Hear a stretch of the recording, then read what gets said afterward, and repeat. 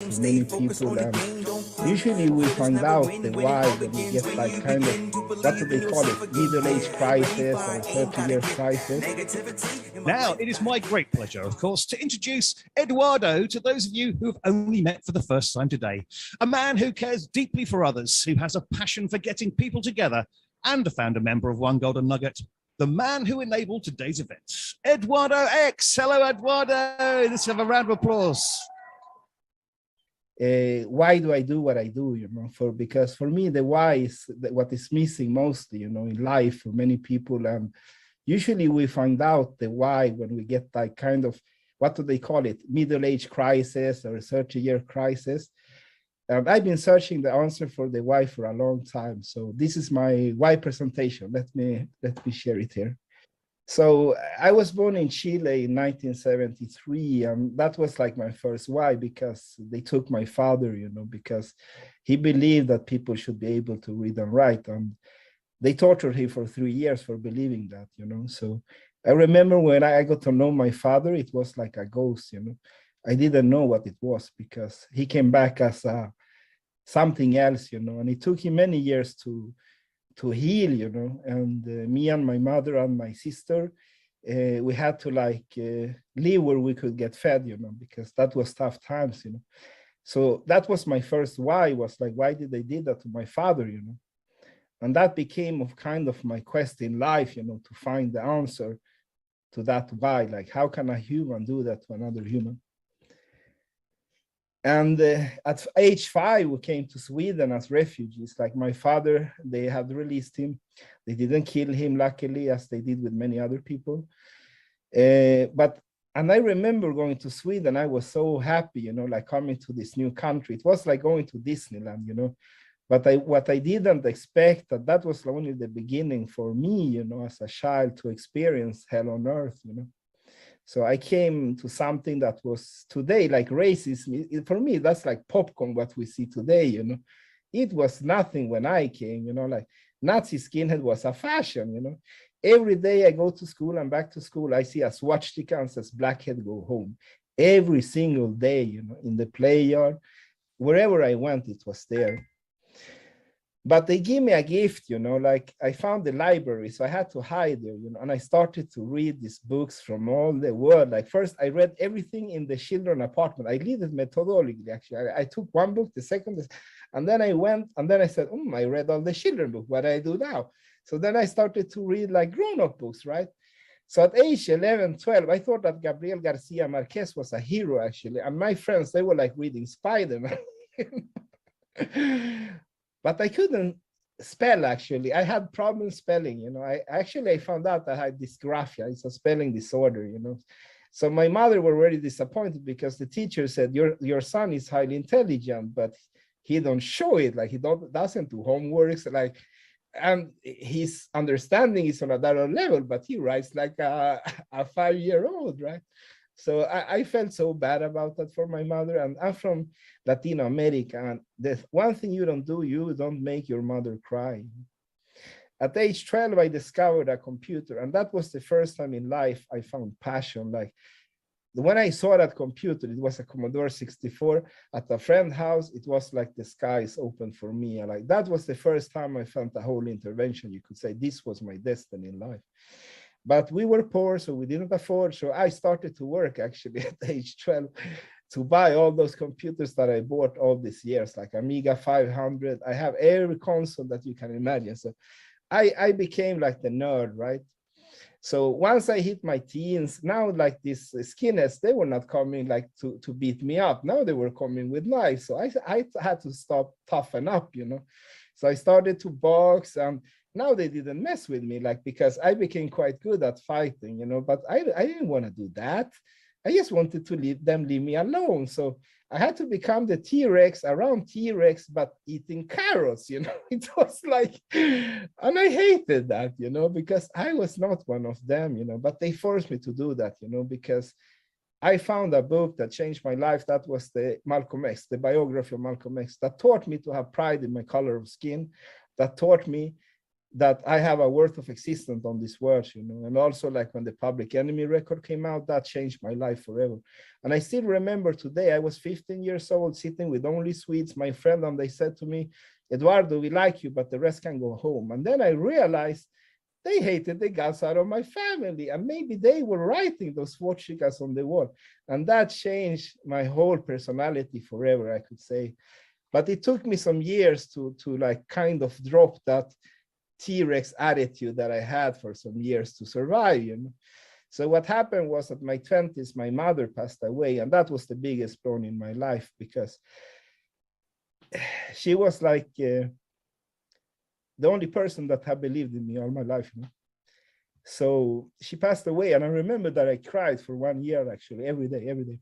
But I couldn't show it, because she said to me that you need to take care of your sisters, you know. You need to be strong for them. So I had to hide in the toilet every day to cry, you know. I did for 1 year, actually. And that was actually the first time that I experienced like depression, you could say, what that was, you know. But the thing with me is that I have already been killed 9 times before that. So, and that was the why that I asked God, you know, like, how can you do this to me? You took my childhood away, like my father, and now you take my mother. And that was like my final why, you know, where I lost fear, you could say, to anybody or anyone. Like, I don't have fear for nobody. Like, you can come whoever you want, I will not fear you. But what I do fear from all my heart is to fail as a father, as a friend, and as a leader, I would say. That is the only thing I fear in life today, you know. And I lost that day, you know, because now God could not do anything to me anymore. That was like the last kind of thing they could do, right? So I got my life together, went into university, and went back to my nerd, you could say. So I became Eduardo the nerd. Within 3 months, I started to consult. 2000, I started my first company. I was nominated to Future Star of Telecom in Sweden, and I was still studying. That was quite funny. Everybody was like PhD. So at the peak, what I thought was the peak of my ride, I had like almost 30 employees. I was in Founders Alliance. And this is the thing with me, you know, like, I don't recommend nobody to work like I do. I'm a workaholic. I had a sofa in the office to work until I fall dead, sleep 4 hours, and continue to work. I did that for years, actually. And that didn't end good, I can tell you. So I did a burnout around 2009. And I was 1 year in hell, you could say. And that was a hell I didn't, even as a child, for me, it was a beaten up, had my head in the toilet. This was on another level. This was totally on another level, I could tell you. Like, if you never experienced depression before, I can tell you, imagine the worst feeling you had in your life, but it goes on second after second, day after day, month after month, and it doesn't stop maybe for 1 year. And that is what happened to me, you know. So when I came back from that burnout, I couldn't talk to people. I'm the guy, I take the center stage wherever I go, you know. That is my only gift. God gave me very few cards. One of them is that I make people believe, and I can take any center stage I want wherever I go, and I can open any door I want. That was the only good card. But the rest, I suck. I can't dance, I can't play football, you name it. All my other cards are bad, actually. So I couldn't talk to people. I forgot that after 1 year in a burnout. So what happened was that I had to start with this kind of sales job on phone to learn how to speak to people. Luckily, the Entrepreneur Network came to my rescue, and I thank from all my heart Niklas Karlsson, Founders Alliance, and they put me in contact with Thomas Strand that actually saved my life. And Thomas, if you're listening, thank you so much, man. I love you. And that was when I was able to start to come back, actually. And when I came back, I went too fast there. I asked this question to the therapist, was like, am I the only entrepreneur sitting in your sofa? And she said, Eduardo, on that sofa, we have like the board of directors. We have all the CEOs and a bunch of entrepreneurs that even don't fit the sofa. And I said that, why don't nobody write about this? And she said, stigma, Eduardo, nobody want to talk about their failures. And I'm the guy that now I'm tired of being pushed to the wall. Like, I'm the dinosaur eating carrot again. I'm like, don't push me to the wall, because I do something about it, right? So then I decided that if I could come back to a level where people listen to me again, I will tell the story, because all the books I found about hope was people that were still depressed. Like, it was not like, and all my friends around me didn't talk about this, you know? So actually, for me, nothing changed all these years. I've been on the same mission, but now I figured out the why. So that's what I'm going to do. I'm going to talk about the why. I'm going to write about the why and not hold back, because that is the problem. This is what I learned, actually. I will just speed forward here. What I learned mostly was that family always comes first. I learned that expect nothing, prepare for everything. That is everything you need to know about entrepreneurship. Don't go to a meeting and expect that, oh, the client said or the investor said, oh, we love your company, we're going to invest. You don't celebrate until they have given you the money in the bank, because that is called false expectations. You don't know that. So any entrepreneur, if I had a tattoo, it would be expect nothing, prepare for everything. That is what you need to do. I don't take nobody for granted. Whatever they tell me, I said, okay, thank you. But once you pay me, then, okay, you have delivered. The same goes for me. When people contact me for advising them in, I don't know, VCs about technology, or like big companies about the science, it's the same. If I don't deliver, there's the door, right? And love your competitor. And that's something that so many people need to learn, you know, like you talk to somebody, they like, oh, I do this mindfulness well-being startup. And you're like, oh, I do that too. Come on, everybody does this. Like you're not doing, probably most of us are not doing anything unique. The wheel was unique. Yeah. The rest was not unique. Radio waves to electricity were unique. Bluetooth is not unique. So don't come to me talk about blockchain. I'm the guy that can build that. Talk to me about you, because that is what entrepreneur capital is all about. We want to invest in the next Steve Jobs. Like if you have an IPO, patent, or I don't know what you have, like we know all that before. That doesn't impress us.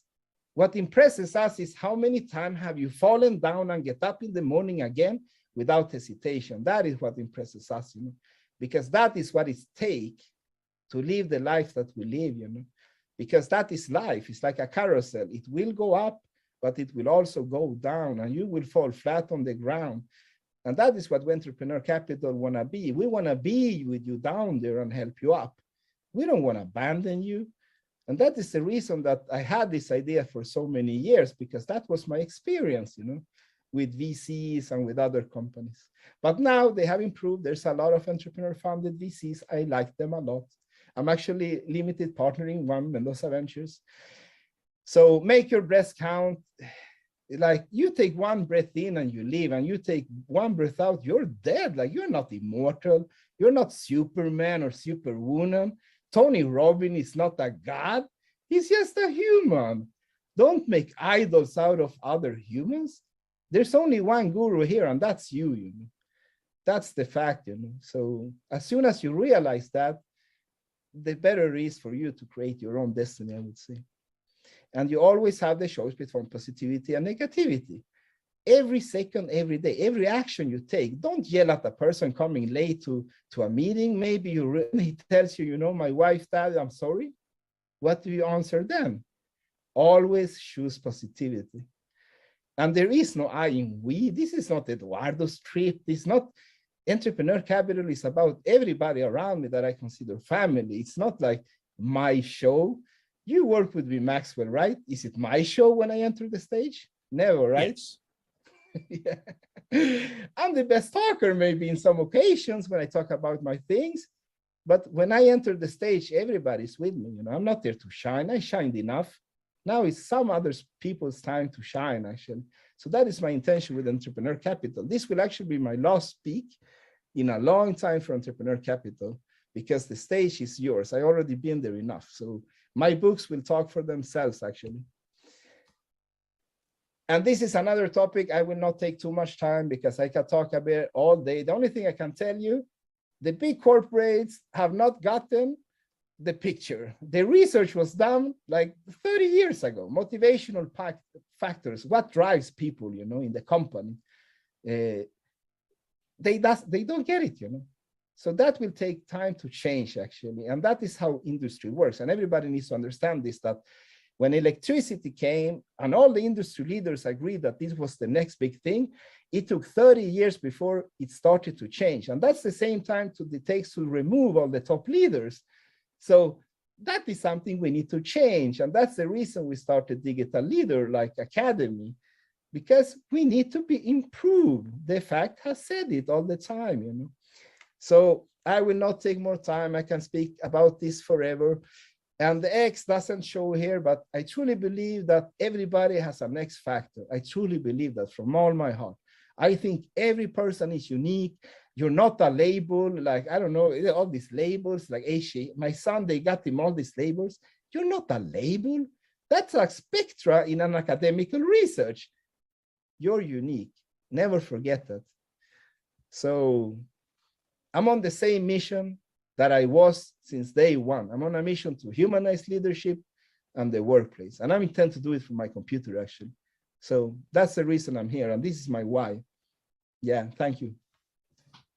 Well, thank you very much, Eduardo. Yeah.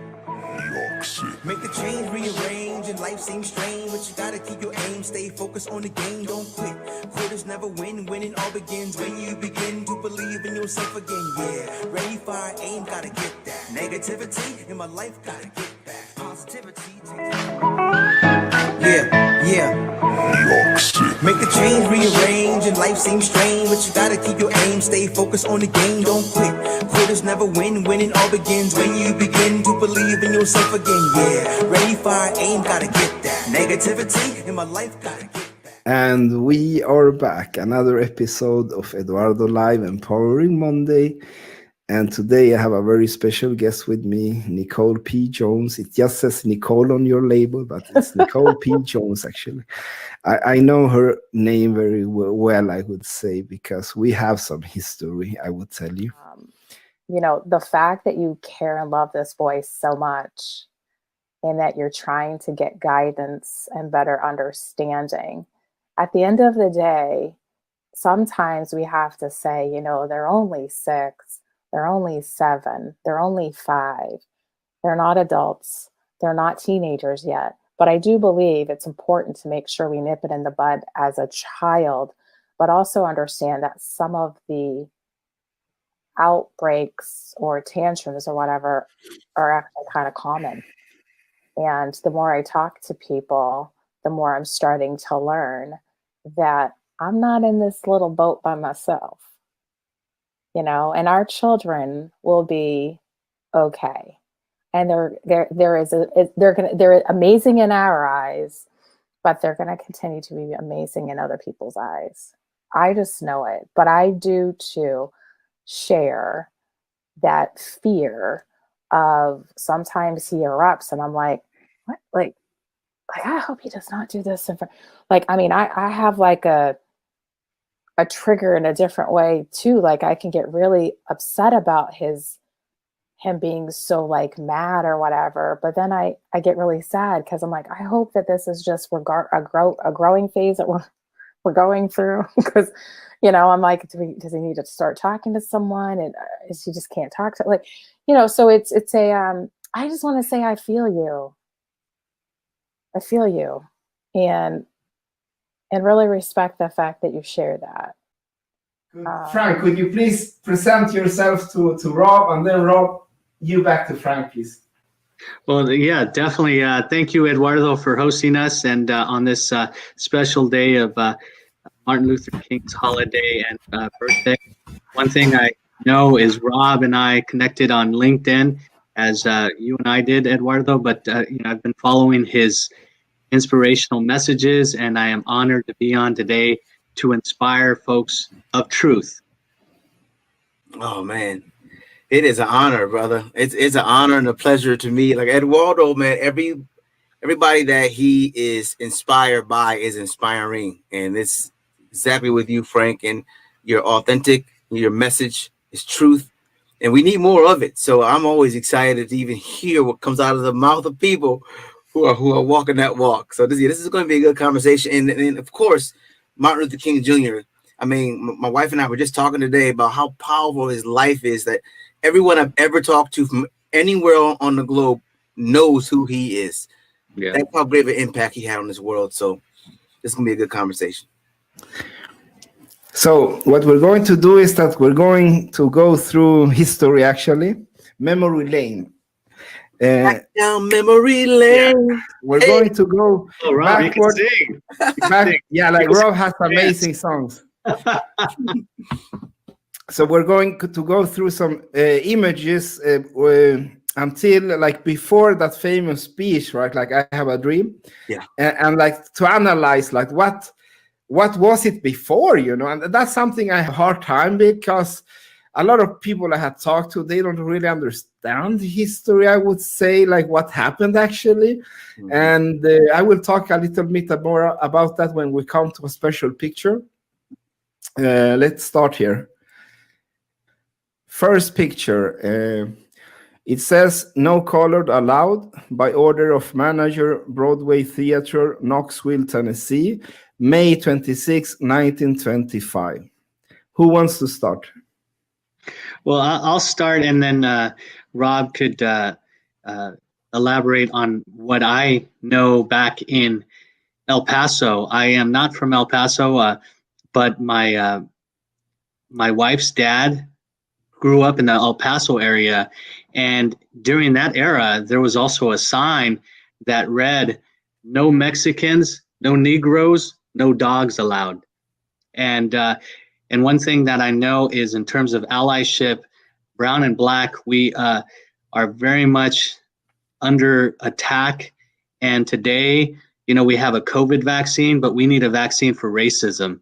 And so looking at this sign stemming back from the 20s, I say we're going into the roaring 20s of 2021. And let's do it, man. Let's try to cure racism. I love that. Roaring 2021. That's good. That's good, Frank. You know, this is a good reminder too for folks because, you know, 2020 and, you know, everything that has happened in that year woke a lot of people up. The social injustice has taken the front page, and systemic racism has been around obviously since before 1925, but there was an awakening in this in 2020. I believe like this is a good sign to show us even more about where we come from, what has been done. The more we understand, that's when we level up our understanding, that's when we can begin to come up with solutions. And so to think that, you know, we're going to have a society that was based off a philosophy where you segmented people off the color of their skin, you don't think that's going to trickle down throughout the years? And we wonder why people are the way they are. So this is a good conversation because I'm not bitter about it. We get better about it. So can I hand you over? Ladies and gentlemen, it's Eduardo X, and of course, with Joe Foster, founder of Reebok.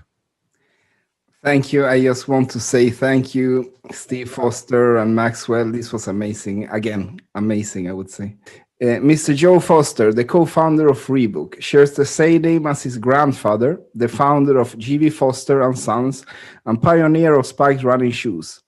Joe is also the author of Shoemaker, the untold story of the British family firm that became a global brand, and also founding member of our amazing network, One Golden Nugget. Welcome to Eduardo's Lounge. What was the most difficult moment in your career, and how did you handle it? And what did you learn from that experience? I mean, I enjoyed business, and I enjoyed Reebok. We were in love with Reebok, and certainly that was my life. Now, when you say what was the most difficult time, there were many. We had a lot of difficult times. But when you're together, Jeff and myself, we looked at difficult decisions as where can we get an advantage? You know, we lost our initial name, Mercury, and we had to find another one. And we found a better name. We found Reebok. We had a letter from Adidas after being 4 years in the business. And Adidas thought that our silhouette of two stripes and a T-bar infringed the 3 stripes. We were delighted. We were delighted. All of a sudden, the biggest sports brand in the world had recognized us. Okay, they didn't like what we were doing, but that was brilliant. We had made our mark. So we changed our silhouette. And the thing is that there were so many problems. A distributor, I had a distributor for the UK, so I could look at the rest of the world, and they went out of business, owing a lot of money. And that was a big problem. But we just get the shoes back. Let's sell the shoes a different way. So really, these downsides are problems. And every problem really is a lesson. And not only do you learn from that, you learn how to turn that problem into an advantage. So you have to leap out of it. What was the biggest one? Possibly when we just got to America. I had just got the agreement on the one that was to really make Reebok really big. And my brother, unfortunately, he contracted cancer and he died. So I had lost my partner. There was good for that and there was bad for that. Because we were 50-50, all of a sudden I was 100%. And so my decision then counted. I didn't have to. Jeff was no problem. But we had wives and we had 4 people, always a discussion. Why are you doing this? Why are you going to America? Yeah, these were things that are difficult to sort of work with when you have a family. All of a sudden, that was gone because Jeff had died. The tragedy. I just wish he was here again today. But that tragedy helped in many ways take the company because I made decisions. And fortunately, they worked. But there were risks. There were gambles. The family didn't like gambling. The family didn't like that risk. But that freed me to do it. And we ended up with Reebok. I just would love him to be here today to see where we ended. We ended as the #1 global brand. But, 31 years from starting to leaving the business, you don't go through 31 years every day being a great day. Lots of days are difficult. Lots of things challenge you. But I think it's how you face that challenge and how you really sort of build from that challenge. It makes you stronger. And I think that all those many challenges, that's what you are as an entrepreneur, as a person with vision. You have to overcome, and you have to look at them as a lesson. And that for me is really the big thing. I can go. So first, thank you for messaging and saying that, let's hop on to that call, because I think it's amazing to just connect. Okay. And I got to see the faces of people who I've seen you tag so many times, like Erica and I've seen you, nearly tagged on many posts, and I'm like, okay, I can now attach a face to it, which I'll remember. So thank you. And I think that is what I felt I wanted to add, when Rob was saying as well, is we all vibrate at a certain level, and depending on how we all think, I think we end up connecting with each other where we feel that instant connection. And I think that is the best way law of attraction works. You attract depending on where you're vibrating at, what level are you vibrating at, and how much your frequency is increasing depending on your thoughts. So that's what law of attraction for me is.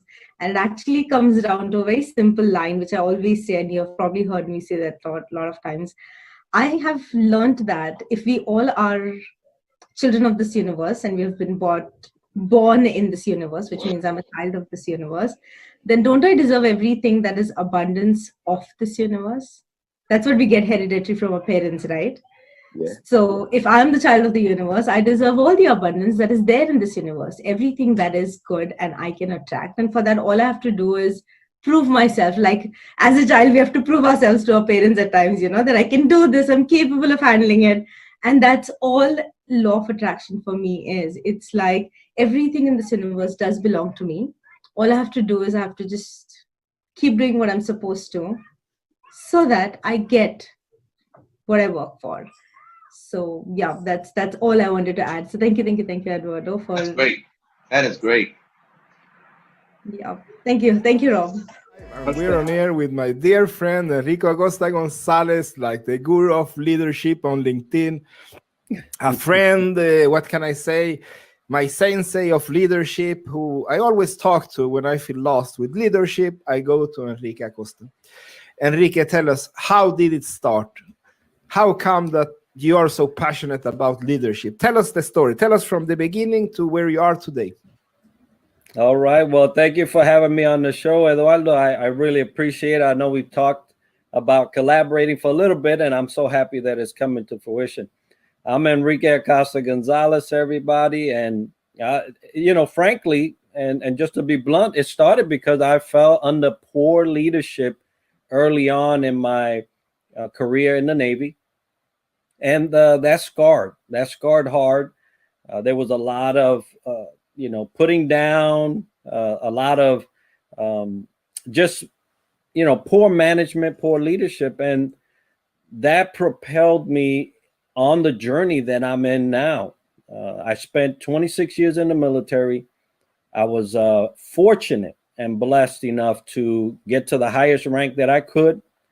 And in all those years, I developed myself along with great mentors, because although it was poor leadership in the beginning, I won't say that there were no people around me that had good leadership, but they were external, right? So they almost came to my rescue, if you will.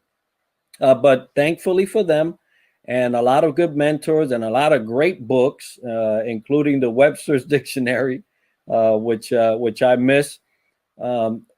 It allowed me to get on this journey to ensure that no one else, at least in my world, in my little sphere of influence, would ever come in contact with poor leadership.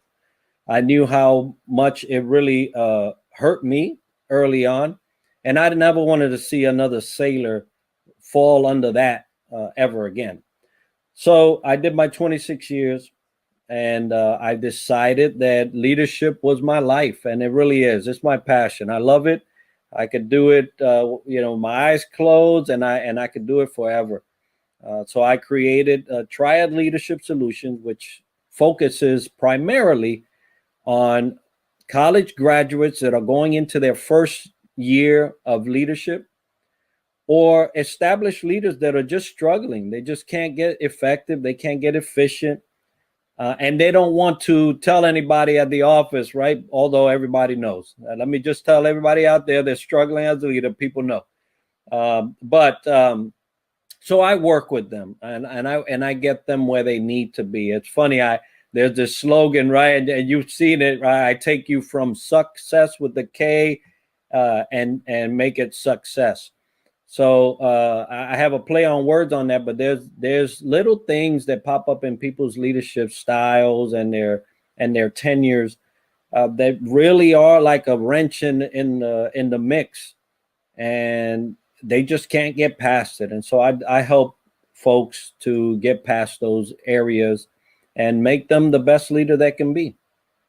Yeah. So, and the thing was that I realized I had to forgive all these people that done me harm, and for like they did me harm, but it was like very little against what other people did me like harm, like grown-ups. Mm-hmm.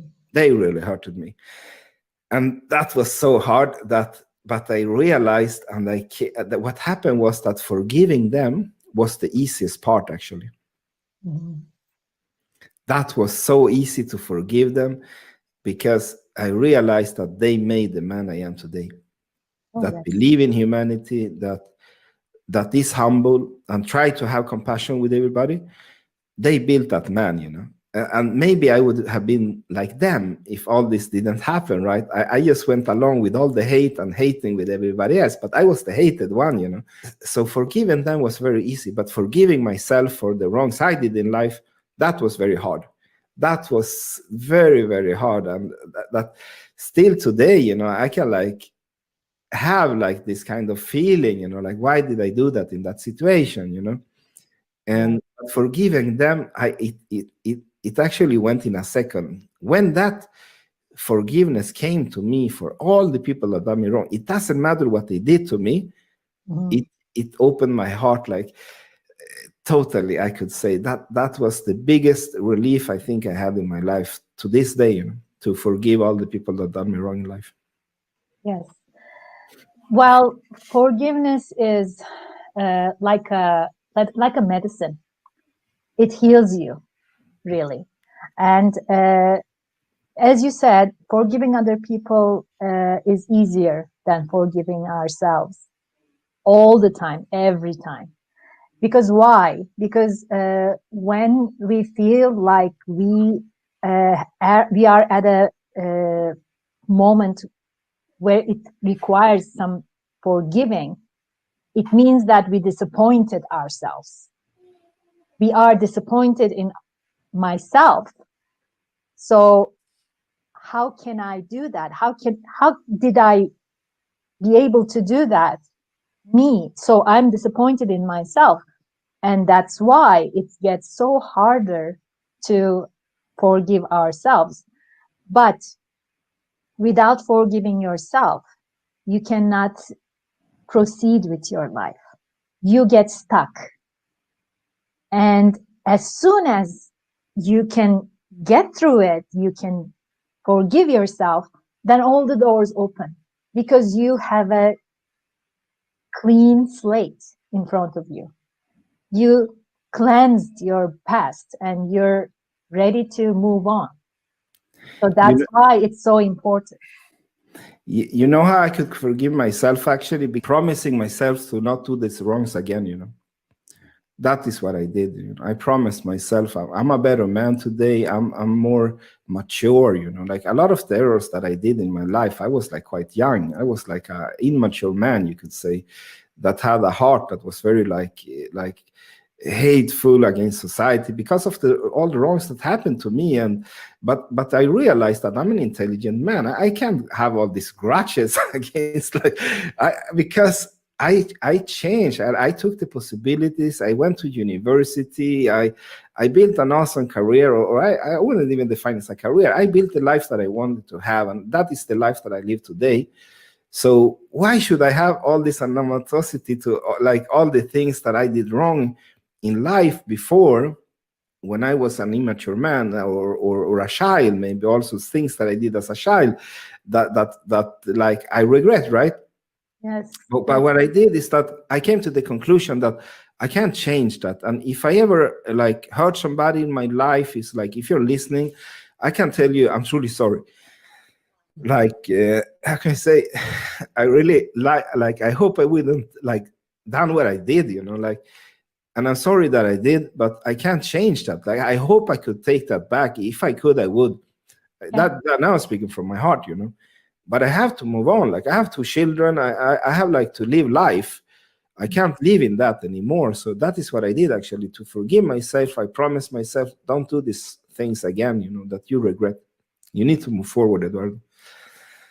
Yeah, that's the best thing you can do anyway. That's the best thing. I mean, because especially for the things that you did when you are younger, when you were not wise as you are today.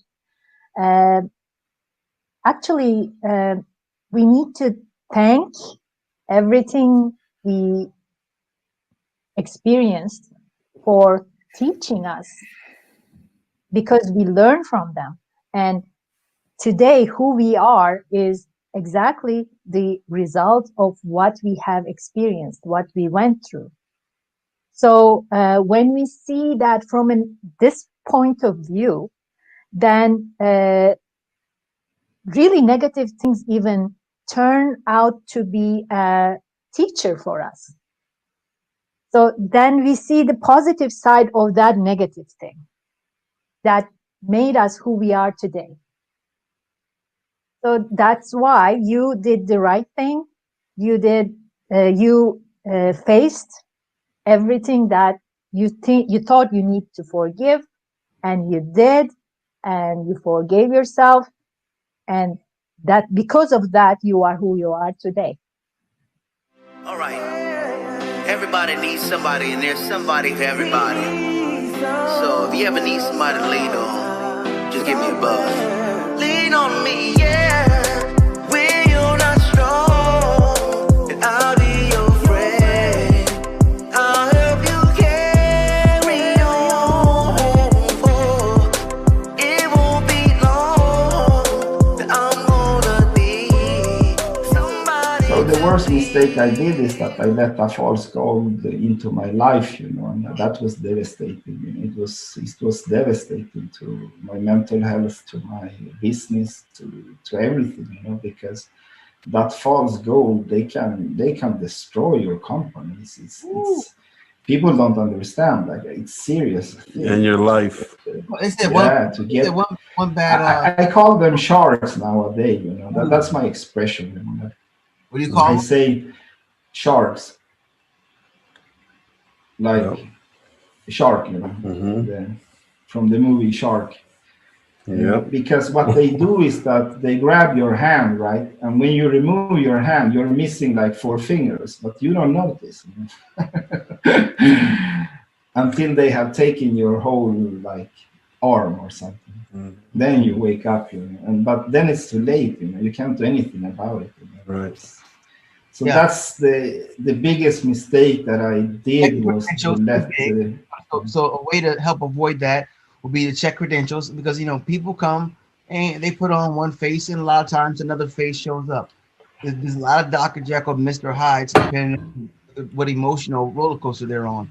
So it really depends. I think, you know, what you're saying is good. You know, if you're consistently, you know, building the right culture, you will be also attracting the right people, because life has an algorithm, just like the internet, you know. And so, again, you still get those folks that slide by, but I think if you have the right culture around, those kind of people can be detected a little quicker.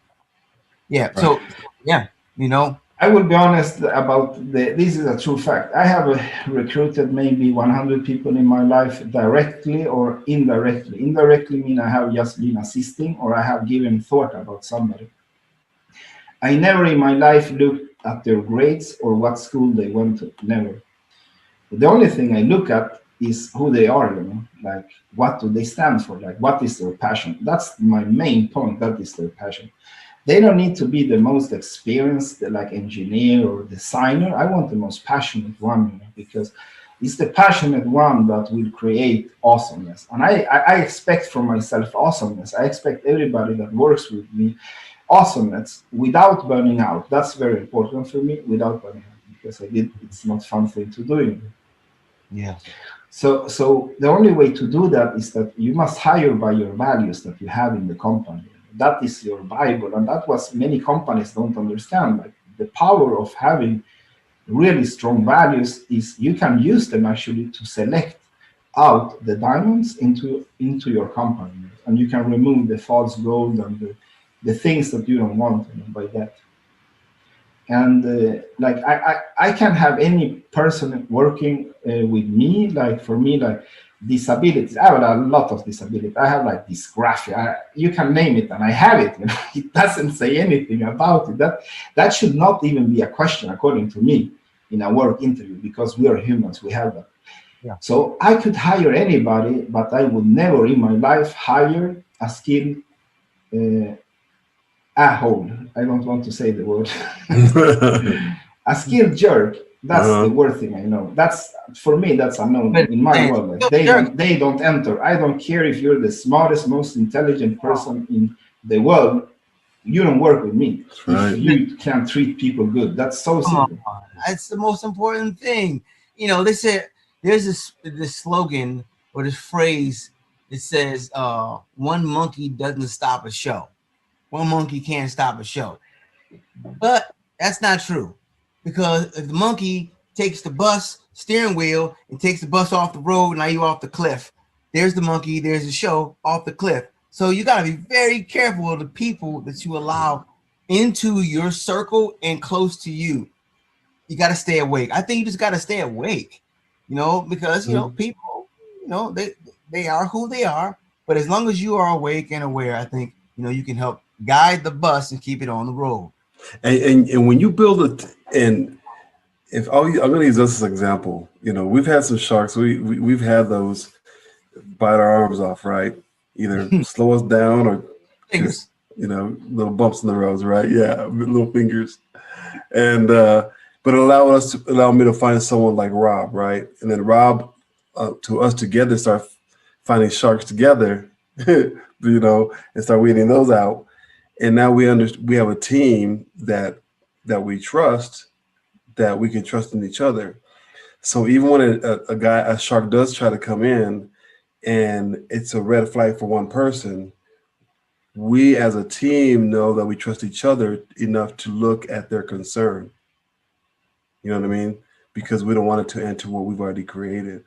Yep. So the more people you have in that circle of trust allows that penetration to be impossible. You know, when I started to gain like momentum, or you can say like credit on the market, right? Or in the field as an expert, I got this thing, you know, that I wanted to confront the sharks. You know, like I don't care like which position you have in a company. If you step on the values that we have agreed on, right? These are the values we have agreed on. And you step on these values, I will let you know. You know, it's like I will not like rush you or anything, but I will have a talk with you and tell you that this is not okay. We didn't agree on this, and the reason I do that is very simple: is that as I see it, it's not that you're privileged to work with me when I hire somebody. It's the opposite. Somebody is willing to give me like time of their life. Like you can buy a lot of things. Some people say you can buy love, right? But you can't buy time, and real love you can't buy either. But time is not like viable. Even if you pay people, you can't take that time back. Like, oh, you mistreated me, give me back that time. You can't. You know? So I see this as an opposite thing. I see that I'm so lucky that all these skilled people, they want to work with me. You know, so it's my obligation. It's my obligation as a leader or like a co-worker or whatever, to make this safe environment for them, you know, this empowering environment where they will grow and they know that Eduardo has our back, you know. Anything happens, Eduardo will be there and I will be there for real. And like it doesn't matter what time or date or hour, because it's our obligation as leaders, you know, to create that environment for them. So what I do with sharks now is that I use the matrix method. I do like this, you know. So I will just let them pass by. Right, that's it. Even over your head. Because I realized you have nothing to gain in having interaction with the sharks. It doesn't matter. You can confront them. They will still not realize. It doesn't matter if you show them the fact in the face. They will not understand that they are wrong. If they are true sharks, they will not. So I just absolutely 100% right. Yeah. So we've had experiences that like, not too long ago. So, and to this day, they still. Anyway, what's another discussion? you know, it's interesting though. You know, I love sharks. You know absolutely. I mean? We need them. Yeah, I need them because they wake you up a little bit, kind of like 2020 did to everybody. Keep you sharp. It's kind of woke you up like, whoa. Sometimes it's the adversity, Eduardo. It's the adversity that wakes you up. Like business is hard. This is the fact. Business is hard. Like it's not like this thing that everything is just you know, like it's not like the Care Bears. Like it didn't ever. Right. So you need sharks also sometimes, but you need them on your side. But make sure they don't bite anybody besides you. You need to have them on the leash. You know? Like go and bite over there. Yeah. Don't bite him or her. Like bite there. You know. Then we're gonna everybody has a place in a company, you know, and if you need to have somebody that is more like just make sure that like inside here there's a safe haven, you know. Yeah. Because people, you don't need to bite people for them to understand the seriousness of what we're doing, right? What I use is that I use like empowering leadership. So when people misbehave, I do it, but I do it in a positive way, you know, that I tell them that, hey, you know, this product is very important for our users. Like we can't be joking around, you know, and if you for some reason didn't do what you needed to do, and I know that you could do it, like I need to know why, you know, like, are you really happy here, or maybe you don't want to be here, or is there a problem I could solve for you, you know? That's good. Usually there's a reason when people don't do as you expect in a negative way. There's always a reason. So my thing is talk to people. So open your mouth. Communication does amazing. Communication. That's the key. What would you say your number one skill is? What would you say like your number one skill, if you could identify what that one is? What would you say? I think it's unite people. Yeah, that's a good one. Mm-hmm. And make people believe also that.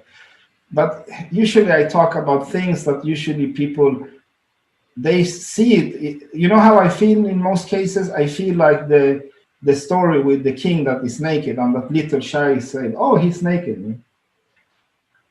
And when I say like people first process, second technology, third, most people are thinking it, but nobody's saying it, because they are so stuck on the process or in the technology stuff that they don't lift the eyes up above, but they see it from the corner. Yeah. So I'm usually the guy that takes up the corner side and I put it in the middle and I say, hey, come on, we need to do something. We need to improve. We need to. And it's hard to debate when everybody's actually agreeing, but they're just not saying it, right? So I'm not saying that I have right in everything I do or I say, but I'm very good at lifting up that things that are needed to be done. And I'm good in making it into something, either if it's a project or we just write an article, but I make things happen. That's my top skill is making things happen, I think. That's true. I agree, man. That's true right there. That's good. Exactly. We linked up, yes. Yeah, I know. You've connected with some great people too. Hey, you got a couple of groups right now. Well, what is name some of the groups that you currently? You got a couple of projects. I know you have your podcast coming up, but name some of the groups that you've established and that are currently, Okay, actually, I only have one thing as I see it. I'm on a mission to humanize leadership and the workplace. That's what I'm doing, but I'm doing it from different angles. One is that I'm writing 2 books. It was actually one, but it became 2 because I started to write so much about how I view companies that it became its own book. So I started with Way of the Passionate, and that's my journey through life, like surviving races to burnout to everything, and how I became how I healed and became a positive person to life despite of all these things bad that happened to me.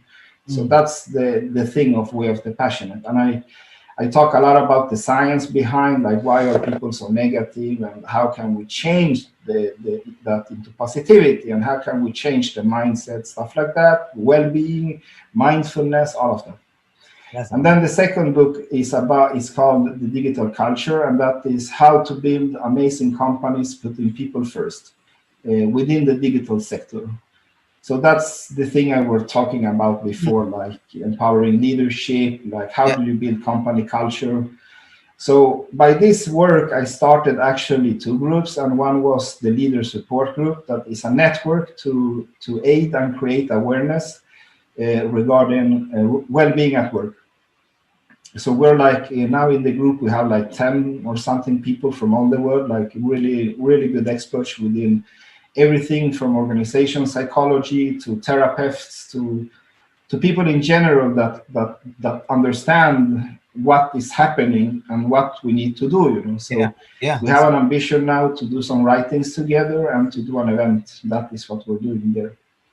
And then Los Digitales is empowering Hispanic leader group, you can say, that is for and by leaders because we didn't find a good empowering network on LinkedIn for Hispanics.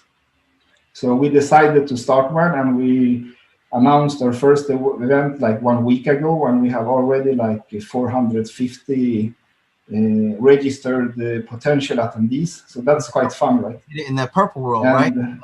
Yeah, in Purple World with ITZY. That's amazing. We really love the work that ITZY and Purple Virtual are doing. We're big supporters. And like it's a leader network for leaders. And what we do is that we practice empowering leadership. It means that we, the founders, you could say, the people that started the group, we will not even speak at the first event because we're there for the network, so others will speak, and that's quite cool. Juan came up with that idea, and I love that because, and now this is the thing that when you start networks or whatever you start, when you recruit people, that is what I did. I recruited people by the values that I wanted to have. This came by itself. So Juan, I didn't even have to mention, Juan came up with this idea, and he has taken the event all the way. I haven't done anything. I just supported him. I done some design work for the project, but he's taking it all the way, because he has the flag, and that's what a leader network should be about, people that can achieve. Exactly, man. That's amazing. Eduardo, man, final words of empowerment, man. What's your final words of empowerment for the people?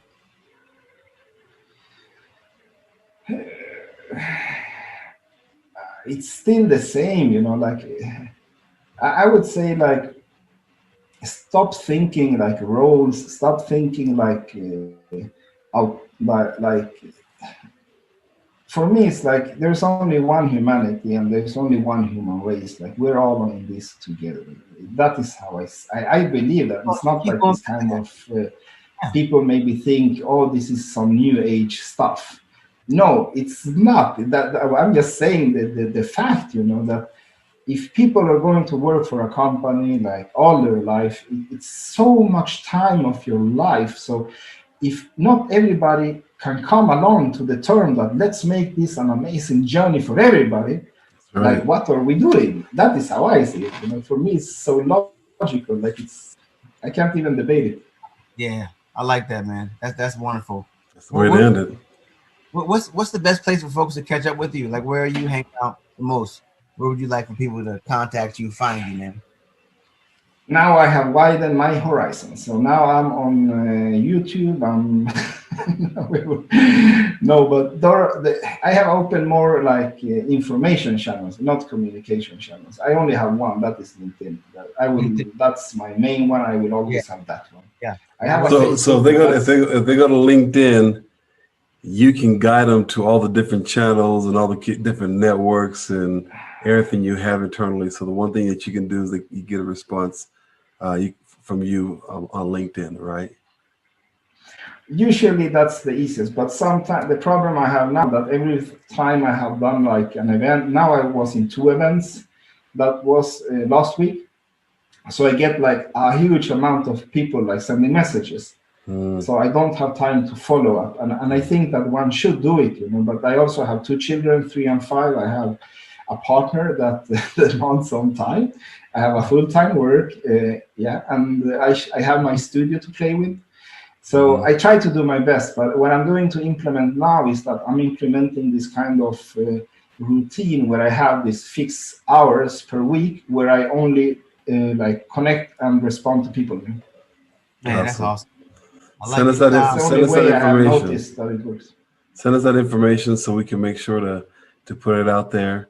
If you have some set hours and they're available, so we'll definitely. Yeah, like what I want to say is that if people message me, if I don't answer in a week, it's not about disrespect. It's not about nothing like that.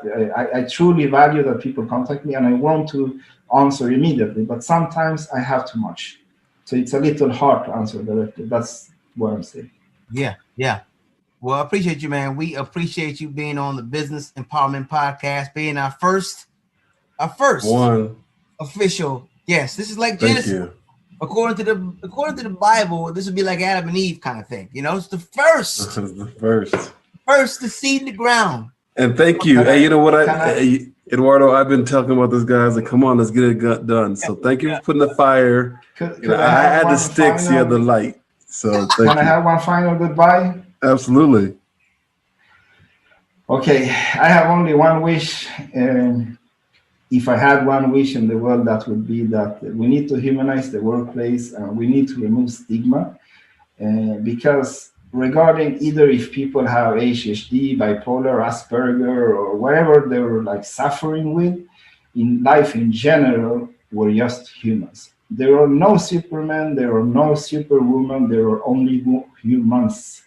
So if leaders can't be human, how will the project manager in the brink of burnout ask for help if the role model is a superman or superwoman? So we need to humanize. That's what I'm saying. I love that. And if our listeners understand it and you say, I want to do that, but you're trying to figure out how I can do that, Eduardo's the man you need to contact. So we're going to leave that information for you. That way But man, it's been an amazing first episode. Yeah, it's always an honor and grateful to have you on, man. Everybody needs somebody, and there's somebody for everybody. So if you ever need somebody to lean on, just give me a buzz. on me, yeah. When you're not strong, and I'll be your friend.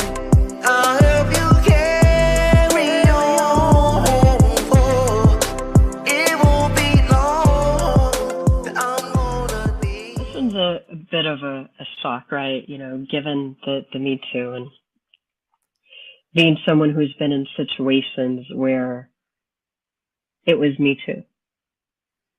And it was Me Too, and not, you know, right now we have the opportunity, and thank you for those who have come before us and exposed these nasty truths in our world. But really, one of the things that I think about is where a lot of us thought about shame. You know, when we think about shame and not feeling worthy and things happening to us, this should never happen. Bottom line, it should never happen, right? How do we tap into our humanity? How do we respect ourselves enough to respect others, right? Because if we don't have it inside of us, we can't share it with others. That is not there cannot be shared, right? How do we start to connect at a different level that these are somebody's children, right? These are somebody's husbands and wives and daughters and family members. Yeah, and this is what I don't get. That I have so hard time to get it, you know, because I have been a very, like I said, you know, I have friends of all level of society. Like I have friends on the top, friends on the bottom, like and in between all of them, you know. Like, and the thing is that, you know, I've been to, like, how can I say, like society arrangement, like parties, you could say. And in Sweden, I followed the Me Too Sweden movement because I grew up there. So I see a lot of, even if I live in Norway, I see a lot of the news from Sweden. And they have their Me Too scandal around the Nobel Peace Prize, like committee for the prize of literature, actually, right? Mm-hmm. And they had this Epstein predator that he was like the head of like, you could say, like he was like the Mr. Culture in Stockholm. He had his club that they even gave him money for this club where he predatored on young women, you know, or raped them, you know. And during all these years, from where he started, there would have been like 200 maybe alarm clocks. Everything that he touched, the daughter of his colleagues, the members of this organization that is like the Power Institute of Society, like from academical standpoint, that's like top of the level. If you enter the committee for giving out the prize in literature, that's like you're exactly, you're on the top, right? When it comes to this. Mm-hmm. Right. And nobody did anything, you know, and this is what I don't understand, because I don't care if, like, you could invite me home to, I don't know, the Trumps or whatever, and somebody touches my daughter. I don't care if you're the president. I will punch you in the face. That is for sure. Like, make no mistake about it. You know, I will not think like, oh, how will this affect my career, or how will it doesn't exist in my world. Like, in my world, you cross the line, you cross the line. That is how it works. Right. It doesn't matter who you are, how rich you are, how powerful you are. Don't cross this line. Don't cross the line with my children. Don't cross the line with my friends or with my integrity, or we will have problems, you and I. That is how it works. And this is what I don't get. Like, how come that all these academical, intelligent people that are supposed to be the most intelligent people in the country accept this behavior to their own family members? And that is what I don't get. That is what I don't get. I can't understand it. And how I see it, they all failed at leadership. They should be ashamed, because the whistleblower was not another leader like Eduardo. See, and we compromise our integrity, right? We think that, you're right, we're more concerned about things over people. People should always come and be safe, right? They should always come before things. They should always come before work. They should always come before careers.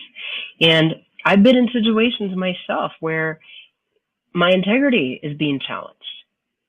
And I know the ripple effects of making that decision and how that decision impacts them. And some leaders are more interested in being right? Oh, we want to be right. I don't want to lose this club or this membership or this career or relationship. Let's talk about humanity. Let's bring it to focus. Let's bring it to what really matters. Let's reconnect with our humanity. Let's be human. And let's be those change agents, those individuals that can come in here and speak up and speak about. Because for a very long time, as I shared with you, I was in a situation where I was on the verge of getting raped. The building was locked. I was 16 years old at the time. 16 years old, trying to escape a building where a boss kept me captive, right? Never talked about it. And first time I talk about it publicly. And it's unfortunate that I live with that shame, that I actually quit my job instead of doing or saying something because of the shame. Because I felt that I had no power over somebody who was powerful. Guess what? Young ladies, women, men, whoever listens to this, respect, integrity, and to know what is important. These are somebody's daughters, sons, and family members. And they're so precious to all of us. And to think about anybody ever being hurt. I'm just right there with you, Eduardo. I'm a mama bear. I am a mama bear, and I will go to the nth degree to protect. Yeah, that's the thing, you know. And I think, like I said, I move on all levels of society, so I'm used to also be in quite negative like environments, and I don't panic, you know, because I had to become the T-Rex to not be eaten by other T-Rex when I was 17, 18, you know. Then it's like I told you, like Nazi skinhead, move out of my way or you will get hurt, you know. It was not me that was moving anymore, you know. But growing up, like going to university, becoming entrepreneur, and like starting to climb in society, like that, it doesn't change. Like I'm still part that Eduardo is still there, you know.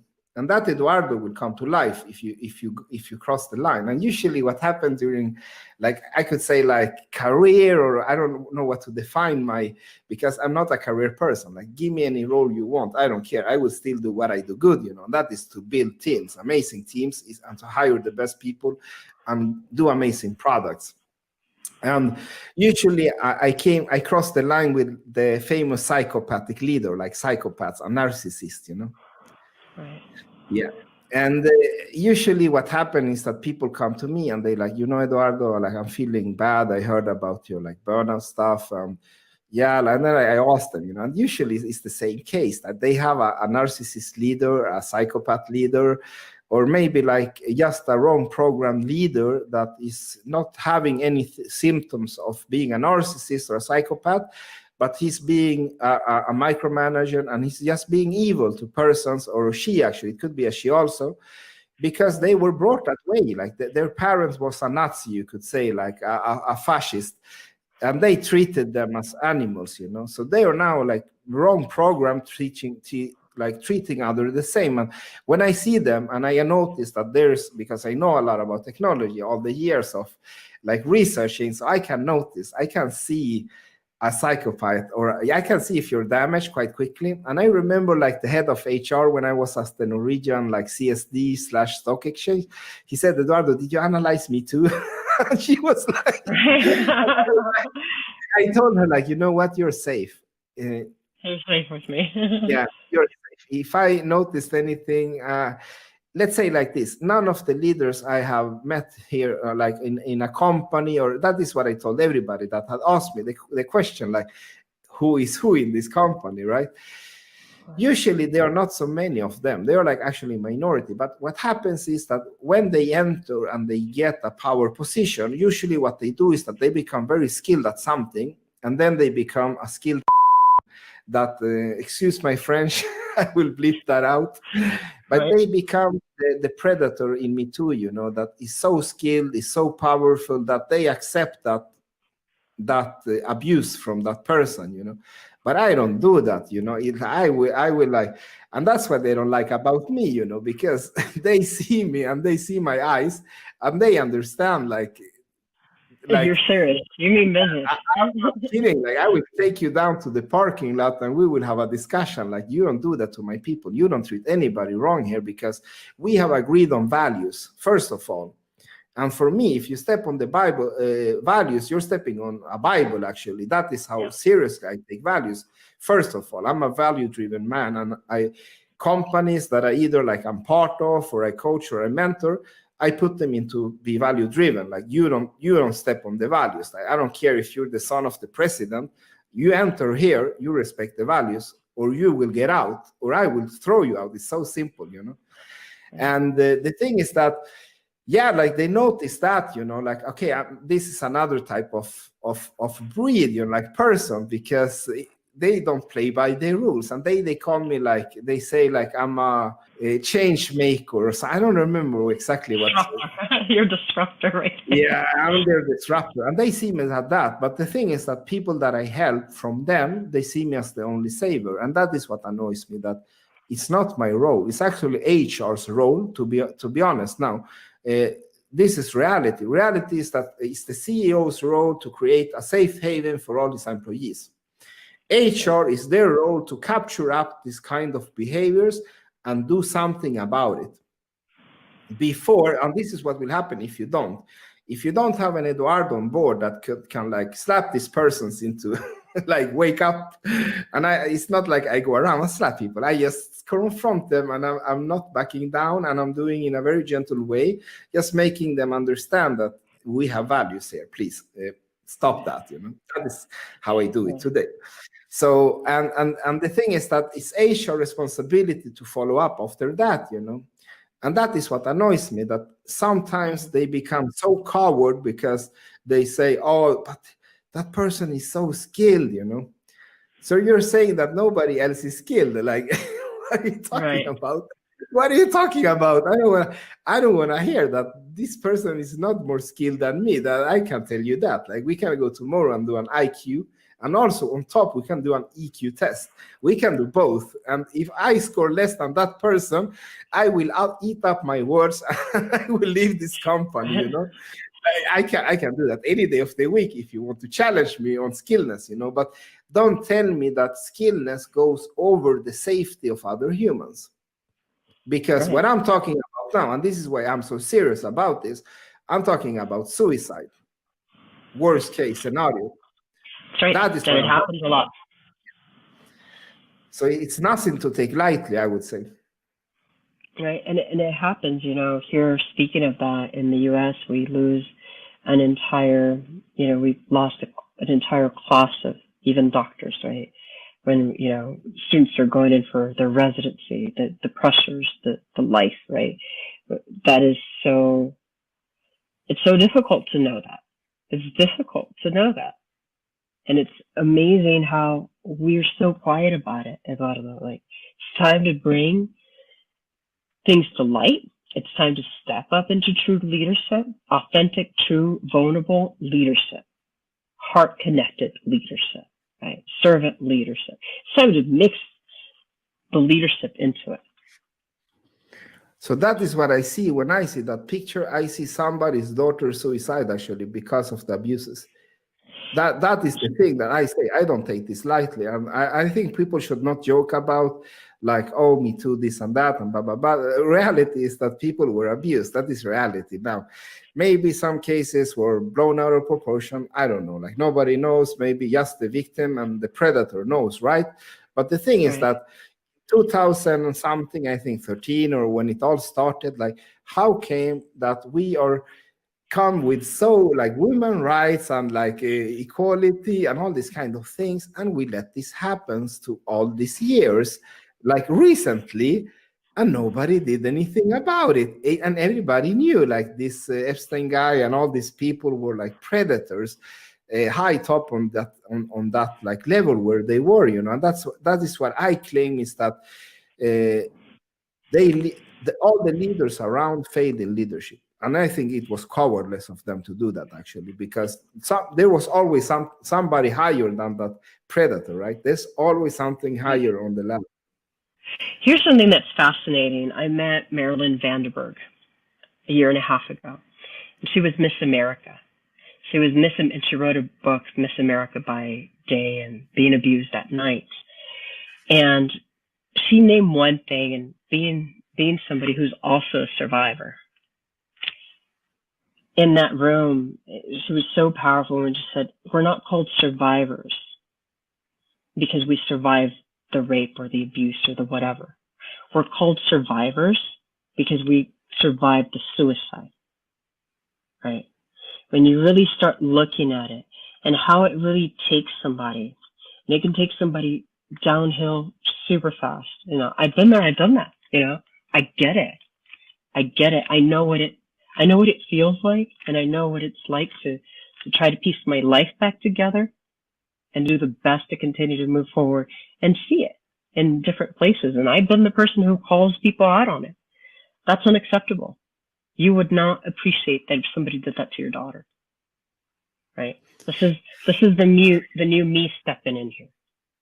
Leaders watching this, please have some like spine, like don't accept that. This is what will happen, is that this is what I noticed in life, is that when we let the abuses pass, when it will blow up sooner or later, it's a matter of time only. And what happens is more will suffer, and we will have to live with that guilt that we could have done something but we didn't, because and we're to humans. Ignore it is not an answer. Ignoring is not an answer, right? Get that. Because sometimes leaders watch other people doing things, their subordinates, people at their work, team members, whoever it is, or even their business partners, and yet they don't say anything, right? It's time to step up. Time to step up. We said it on the show. That's Nicole on your label, but it's Nicole P. Jones. I know her name very well, I would say, because we have some history, I would tell you. Nice. Yes. Love it. Can I share it with you? One Yes, second. yes. I have to share Please it with you. Yes! You sent it and I was like, what? I'm going to be on the show? I remember that. Nicole and Eduardo, Monday Live. And I would like, for me, like doing a show, I thought like Saturday Night Live. I went like ballistic after the first time. I was like, oh my God, I talked to a camera. You were in it to win it after that. Like, honestly, like the excitement that you've had, like, okay, from when we first talked, there were a lot of things going on. You were switching jobs, different things. You had left your job. There was so much stuff going on. You're like, this book is really something that I want. I'm like, write the book. Just do the, like, get it out. Do what you want to do. Like, it's going to be amazing. And then you're so funny, because what I love about you is that it's cute, because Nico is definitely your child, because you have so many things going on in your head. And I remember we first met, you sent me, I don't even know how many different ideas, a speaker thing, of different logos. There was so much stuff that I was like, how do you do this? How do you just come up with all this stuff? What are the topics? Like, are we gonna have to talk for a long time? Like, you're just like, let's just do it. So you know what I'm gonna say to you is, don't underestimate your jumping in, right? Because honestly, if this were Texas Hold'em right now, you went all in, my friend. All in on that bet. And we are back. Another episode with Eduardo Live. And this is actually a special, a Wednesday special, actually. And I have my friend here, Chris Beswick. Did I pronounce it correctly? You know, I'm Chilean, so maybe I didn't do it. I think that's the best one you've done so far. Yeah, that was good. Thank you. Author of Building a Culture of Innovation, board advisor, executive, faculty, investor, co-founder of innovation advisory firm Outcome. That's amazing things that you're doing, Chris. And actually, you're one of my inspiration, I would say, to become an author. That's very kind. Thanks. You are, actually. And it started actually with, our connection started with Dane Thoma, actually, about all this amazing work that you're doing with all these books, bringing all these amazing people together. I would say that's impressive. That's impressive. Thanks, Eduardo. I mean, so Dan, for those that don't know, Dan Thoma and I are business partners, so we run our advisory firm, as you just mentioned, Outcome. And we're back again, another Empowering Monday with a very special guest today, Madeleine Black, actually, all the way from Glasgow, Scotland, United Kingdom. She's the courage cultivator, podcast host at Unbroken, and the podcast with Madeleine Black.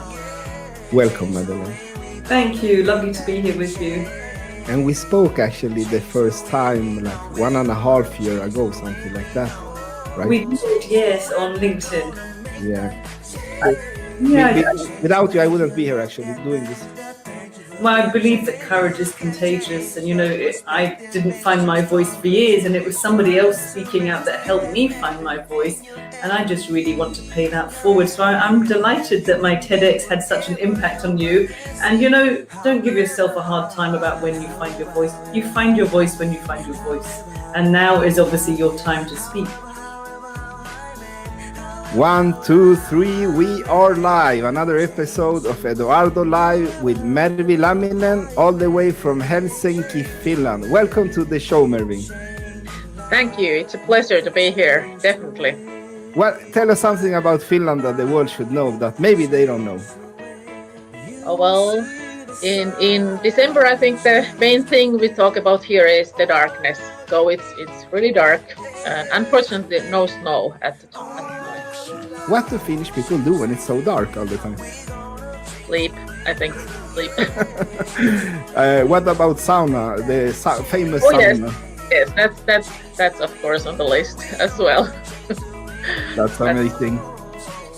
With a problem, something that's in your face, and that's, to me, is 8% of Silicon Valley's workforce, even less than that. It all depends on who you ask.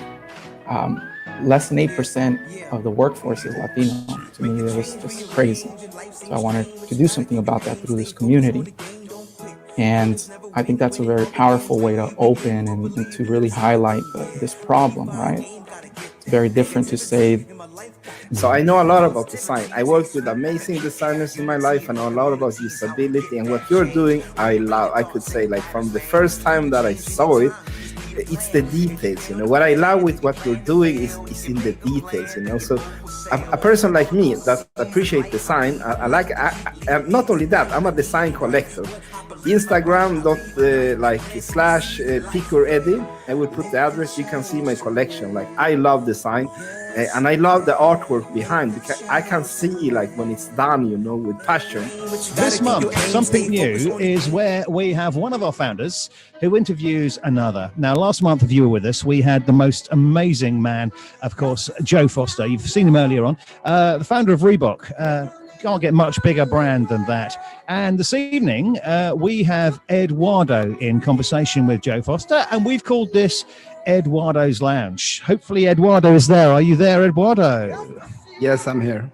Eduardo, fantastic to see you, my friend. Loving all your podcasts. Yeah, big round of applause. Eduardo has an amazing podcast series around the world.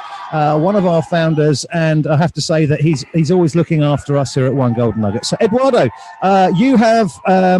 we're slightly later than I thought, but you know what? We've got 15 minutes. Something I think we've got 15. You've got some things planned. So can I hand you over? Ladies and gentlemen, it's Eduardo X, and of course, with Joe Foster, founder of Reebok. Thank you. I just want to say thank you, Steve Foster and Maxwell. This was amazing. Again, amazing, I would say. Mr. Joe Foster, the co-founder of Reebok, shares the same name as his grandfather, the founder of G.V. Foster and Sons, and pioneer of spiked running shoes. Joe is also the author of Shoemaker, the untold story of the British family firm that became a global brand, and also founding member of our amazing network, One Golden Nugget. Welcome to Eduardo's Lounge. How was your week, and what are you up to right at the moment? Well, right at the moment, I'm obviously here talking to you, which is great. The week, fine, apart from I've got a bit of a hip problem. I've been overtraining, and that's a bit sore at the moment. But apart from that, yes, a nice week. Every week is a nice week. And a good day today, yes, we had a podcast with Dubai, and that was a good meeting, really good. What was the most difficult moment in your career, and how did you handle it? And what did you learn from that experience? I mean, I enjoyed business, and I enjoyed Reebok. We were in love with Reebok, and certainly that was my life. Now, when you say what was the most difficult time, there were many. We had a lot of difficult times. But when you're together, Jeff and myself, we looked at difficult decisions as where can we get an advantage? You know, we lost our initial name, Mercury, and we had to find another one. And we found a better name. We found Reebok. We had a letter from Adidas after being 4 years in the business. And Adidas thought that our silhouette of two stripes and a T-bar infringed the 3 stripes. We were delighted. We were delighted. All of a sudden, the biggest sports brand in the world had recognized us. Okay, they didn't like what we were doing, but that was brilliant. We had made our mark. So we changed our silhouette. And the thing is that there were so many problems. A distributor, I had a distributor for the UK, so I could look at the rest of the world, and they went out of business, owing a lot of money. And that was a big problem. But we just get the shoes back. Let's sell the shoes a different way. So really, these downsides are problems. And every problem really is a lesson. And not only do you learn from that, you learn how to turn that problem into an advantage. So you have to leap out of it. What was the biggest one? Possibly when we just got to America. I had just got the agreement on the one that was to really make Reebok really big.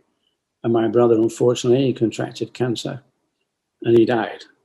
So I had lost my partner. There was good for that and there was bad for that. Because we were 50-50, all of a sudden I was 100%.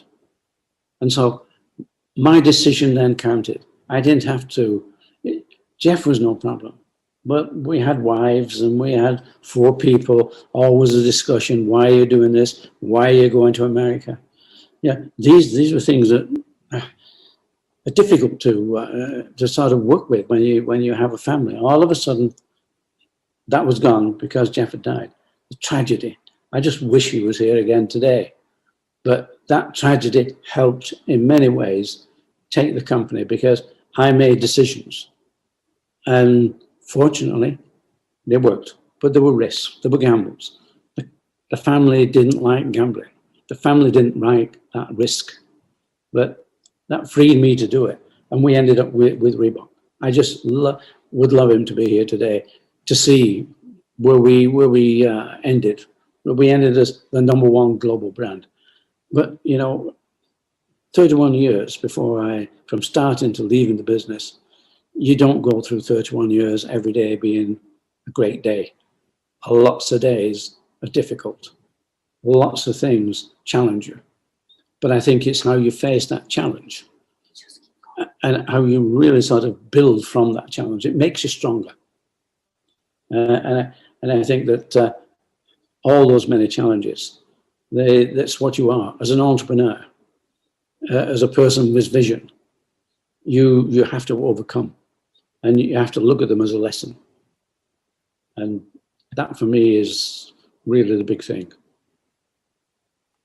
It resonates so much with what you just told me because my mother passed away when I was quite young, so she never experienced to see like what the career that I did later on in life, right? And she and my grandmother, they always told me this nugget, and my grandmother told me this nugget that when I complained about something that happened in my entrepreneur journey, because she saw when I rose in my career, right?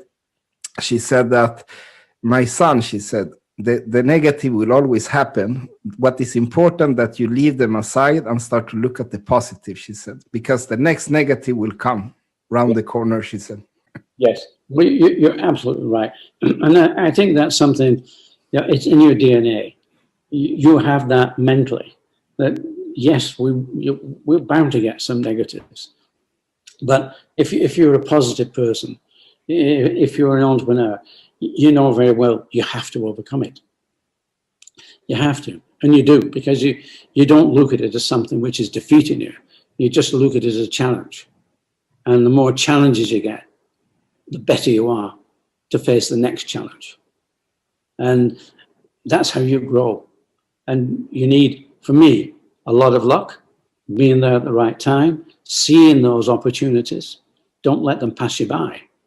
This is where the entrepreneur, the progressive person, the person who is an optimist, can see the bad times.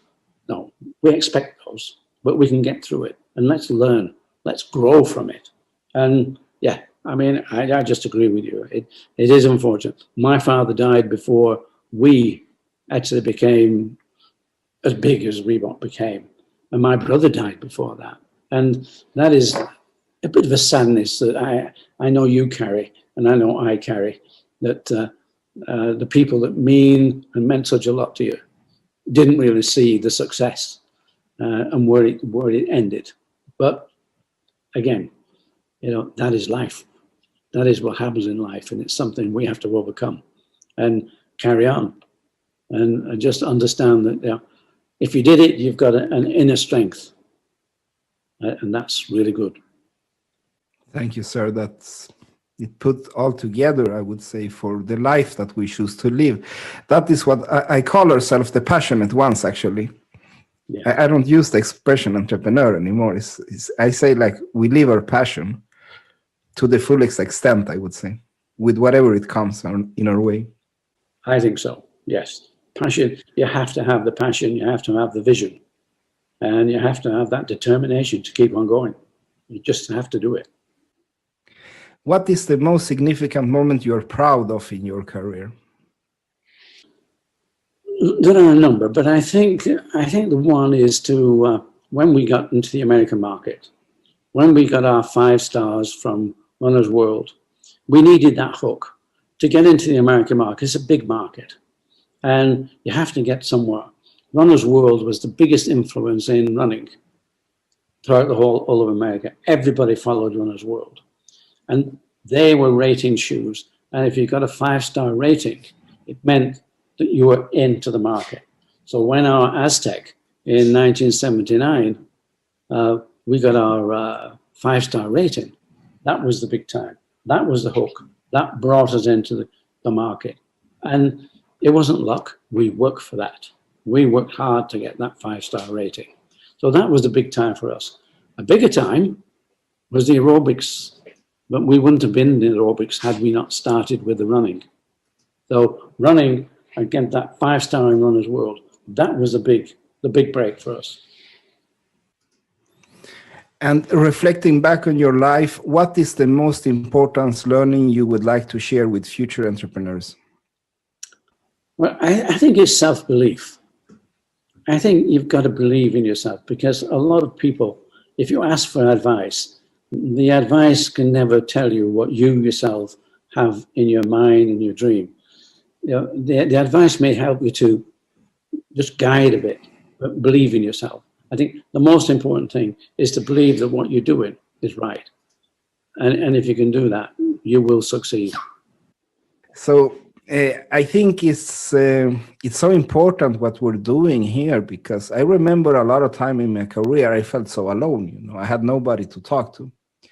I didn't want to come home to my partner and tell her everything I was experienced, like we lost our biggest client, all the things that happens to us in the ride that we choose to live our passion, right?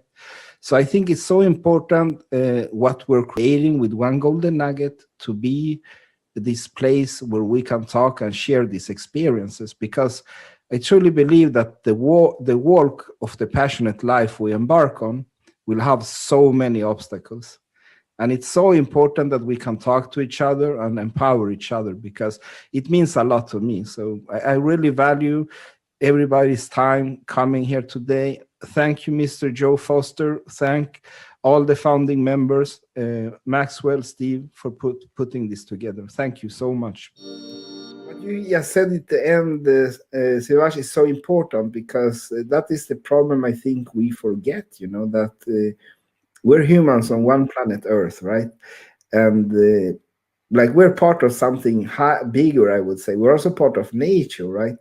And we all live in this kind of matrix of like materialism, and like we put money as God, as on a pedestal, and career and titles and all this kind of stuff that we actually invented. It's not like part of nature or stuff like that. So And this is so fun because I have so many friends, you know, like some are super rich, some are, and once they did like their first billion, then like they did the second billion. I'm like, are you happy now? They're like, I don't know, you know. And then what they do when they get super rich, they go on this kind of retreat, you know, to find themselves, and then they become philanthropists.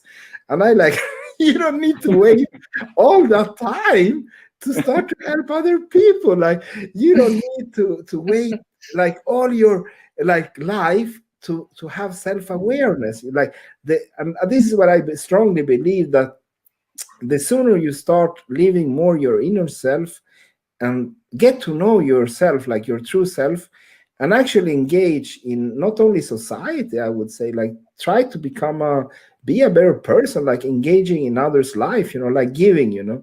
And that's the reason that I mentor, you know, like when you call me Dimitris, or also with you, Raj, right?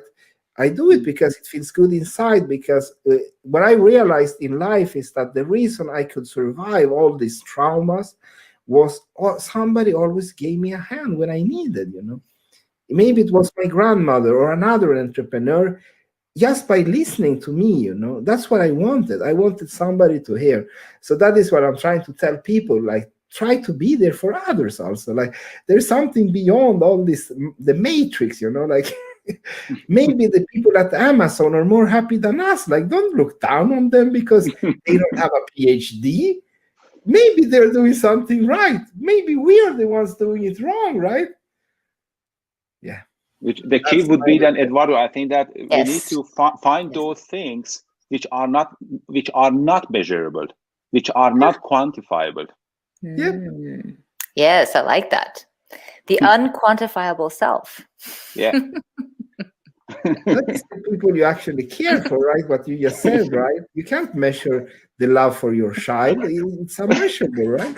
How have you guys managed to keep, like you said there, everyone's pulled together and shown a new, obviously stepped up in that sense of working from home and during this pandemic. So how have you guys managed to keep together through this time, obviously remotely, through this? I think it's not an easy task for a leader to ask the difficult question, but I think it's needed. You know, they need to call people and ask them, like, how are you feeling? You know, and I respect so much the leader that have to have this kind of talks with people, because somebody maybe lost their father, you know, or maybe they lost somebody they loved, and they need to talk, you know. And you as a leader, you have that obligation, you know. It's up to you. It's up to nobody, you know. Nobody will else take that call with your colleague. And I think we like the top leader management need to support all the leaders in the organization to take that step into humanization, you know, to be there for their colleagues and have these talks, you know. And this is something leaders tell me, that they have more time now to talk to people than before, because they don't need to sit in meetings so much as before. No, definitely, that's true.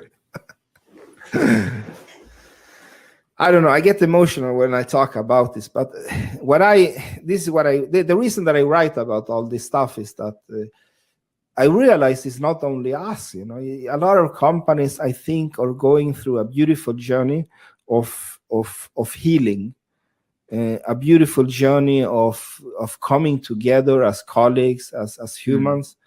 I think a lot of people will find something beautiful from this horrible ride, you know. I truly believe that. And I'm this kind of guy that tries to see everything, you know. I try. People think sometimes I'm not listening, but I'm not only listening, I'm also actually analyzing also. So I try to hang around everything that is happening to try to grasp, you know, the nuggets, the gold coins that we can take with us to the next journey, because people are so good at forgetting. So what will happen now is that some beautiful potentials for the company to go from not only good to go to amazing. I'm talking like beyond Jim Collins. You're going from great to amazing. Yeah, and the only thing you can achieve that is the thing called we. You create this kind of culture that is stronger than anything. It's like people that are there, they're willing to walk through like heaven and hell, to achieve the missions that you set. That is for me going to amazing level, And what will happen is that people will experience this moment of unity now when everybody's suffering, because they come together, like now we need to be a family. Everybody stops fighting, and then the pandemic is over, and then they forget about that, and they go back to where they were before.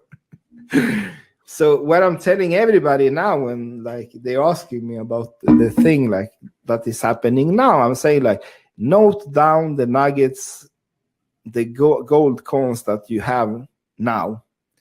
Write them down. Write down your story that is happening right now, because you need to bring it to the future. Do not forget what you got in advantage from this situation. Yeah. Nice. I think it was something I did recently with my team was obviously in the first lockdown. I think the first month was like, it's something new. The team was quite excited by the fact that we are able to work from home, even though it was difficult times. But as like you said, the months grew. Obviously, we grew to the second month and the third month. You could see people started to sort of go inside themselves and weren't as regularly catching up or things like that. And that was something that I wanted to preempt and stop, obviously, for this one. Hopefully, this lockdown hopefully is just a month long.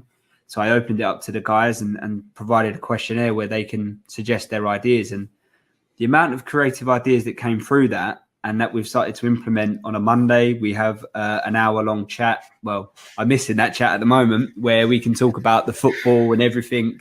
The Wednesday is a bit more focused around training and development. And then the Friday, we have football quizzes or a pub quiz for an hour where we all have a couple of drinks or whatever.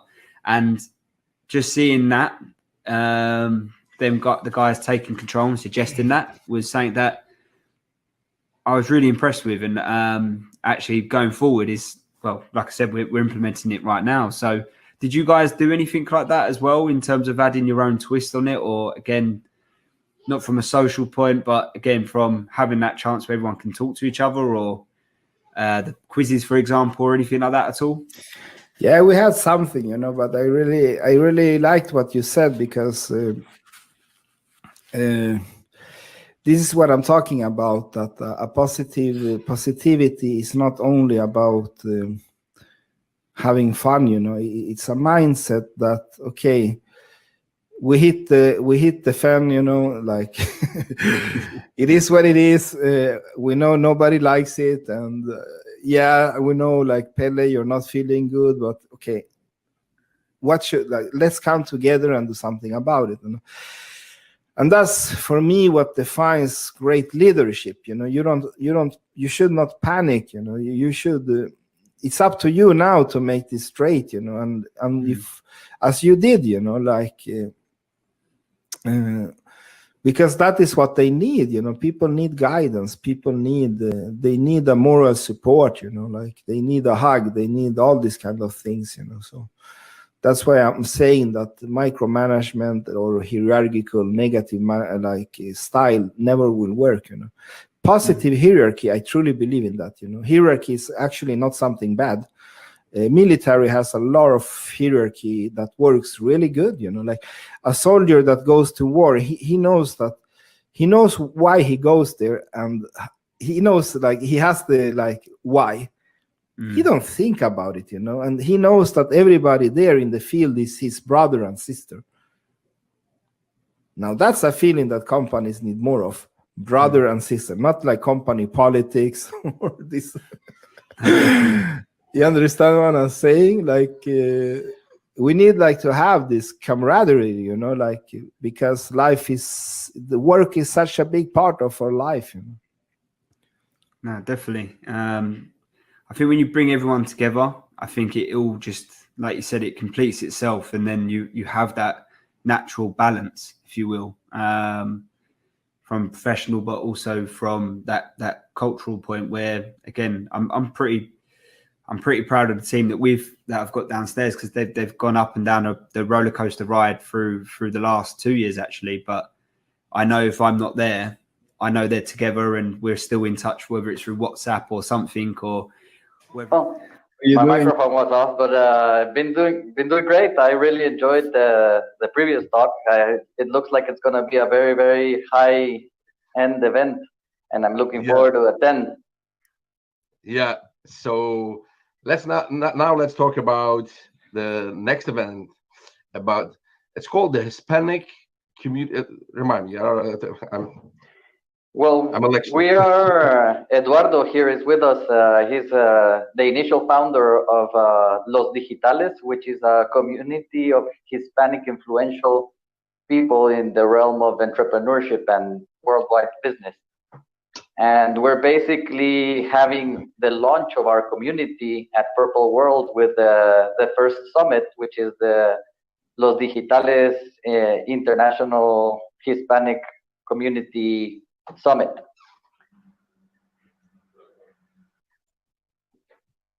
Okay, 1 second. Okay, she's almost back. Okay, ready? Hi. Okay, hi.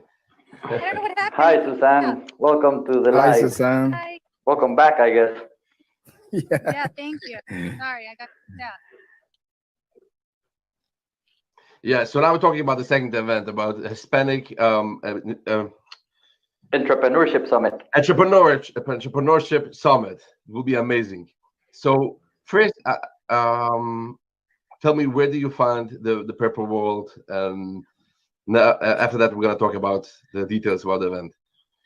I can answer that because for me it's quite interesting story actually. Because you know, I do you want the long answer or the short answer? Let's stick to the short, and then you can. Okay, I take the medium answer. That's like I exited LinkedIn like 7 years ago because these UK recruiters were calling me every time like, "Hi, Eduardo, we look at your profile," and I was like, click, click, click, click. Yeah.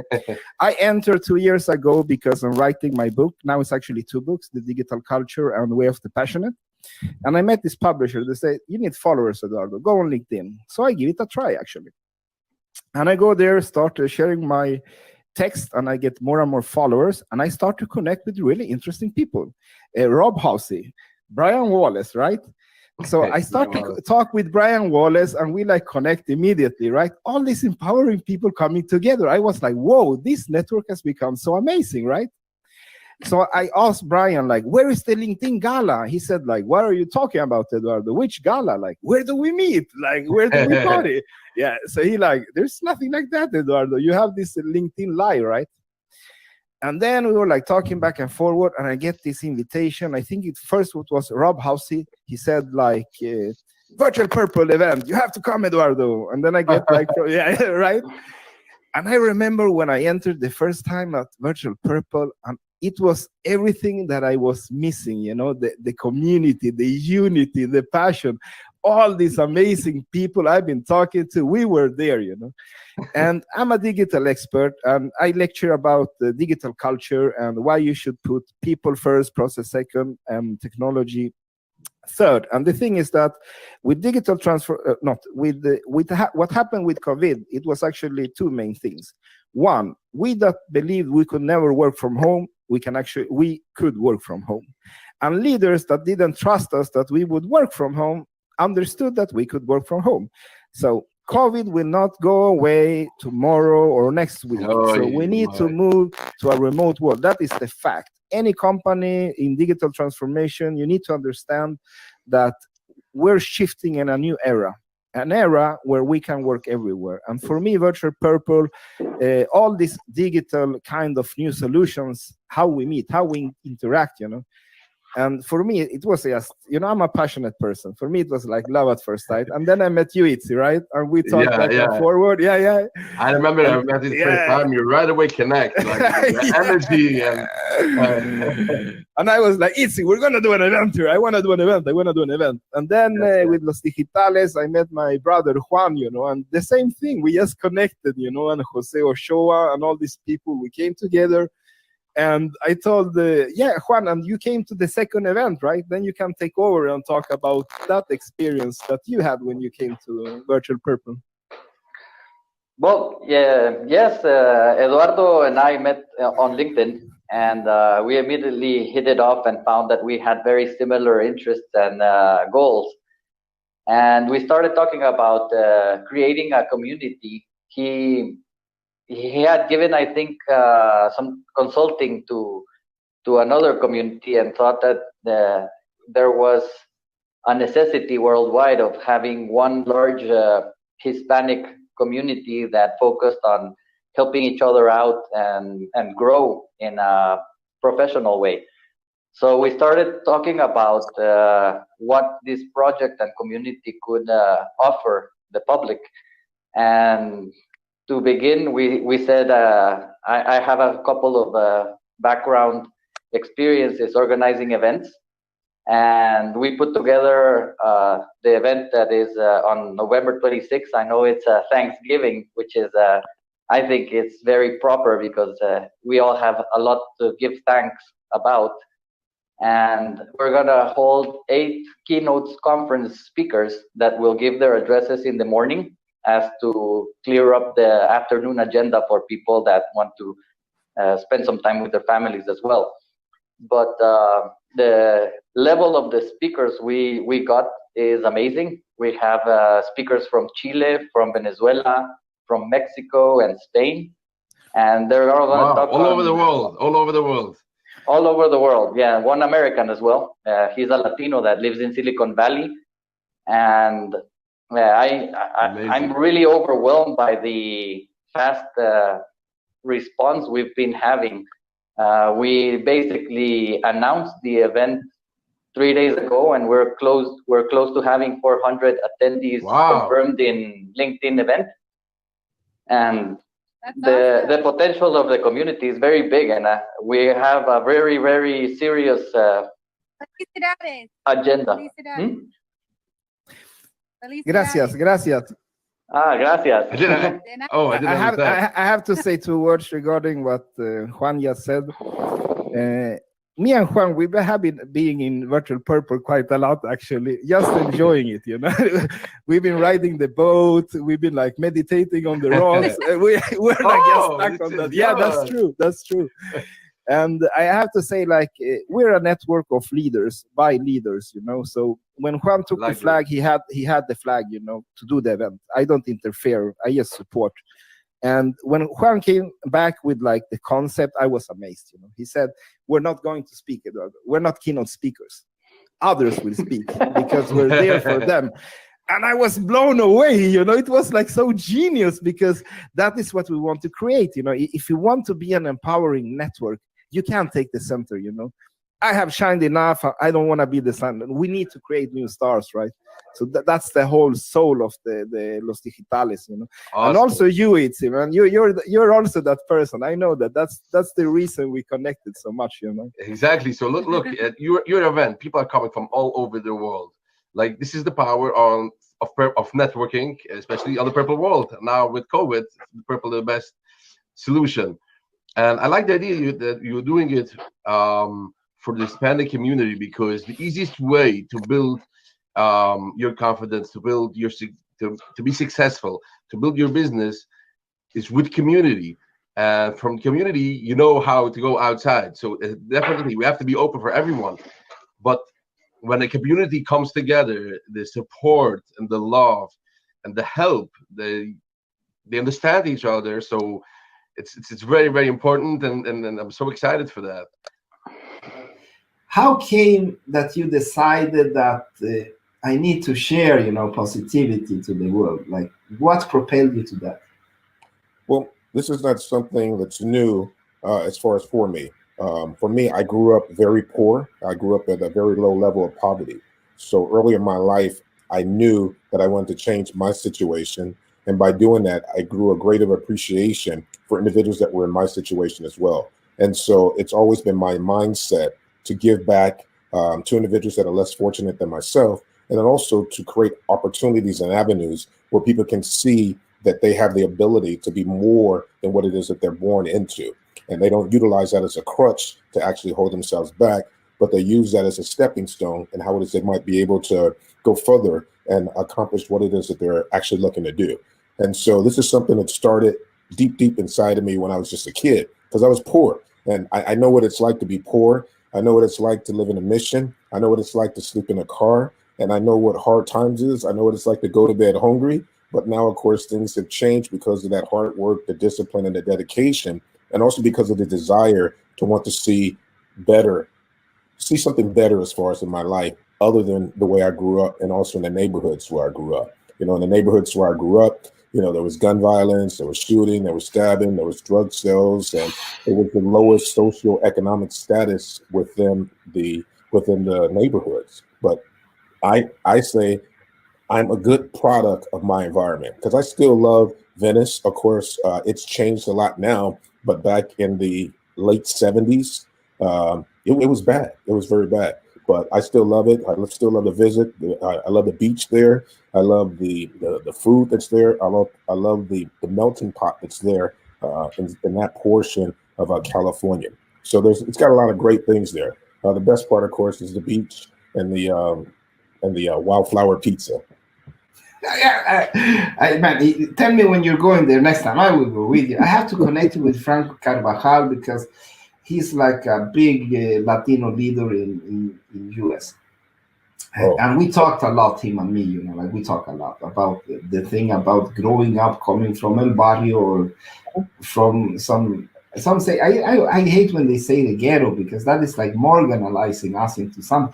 This is a fact, like most people in our areas that live there, they work hard to feed their children, to send them to school.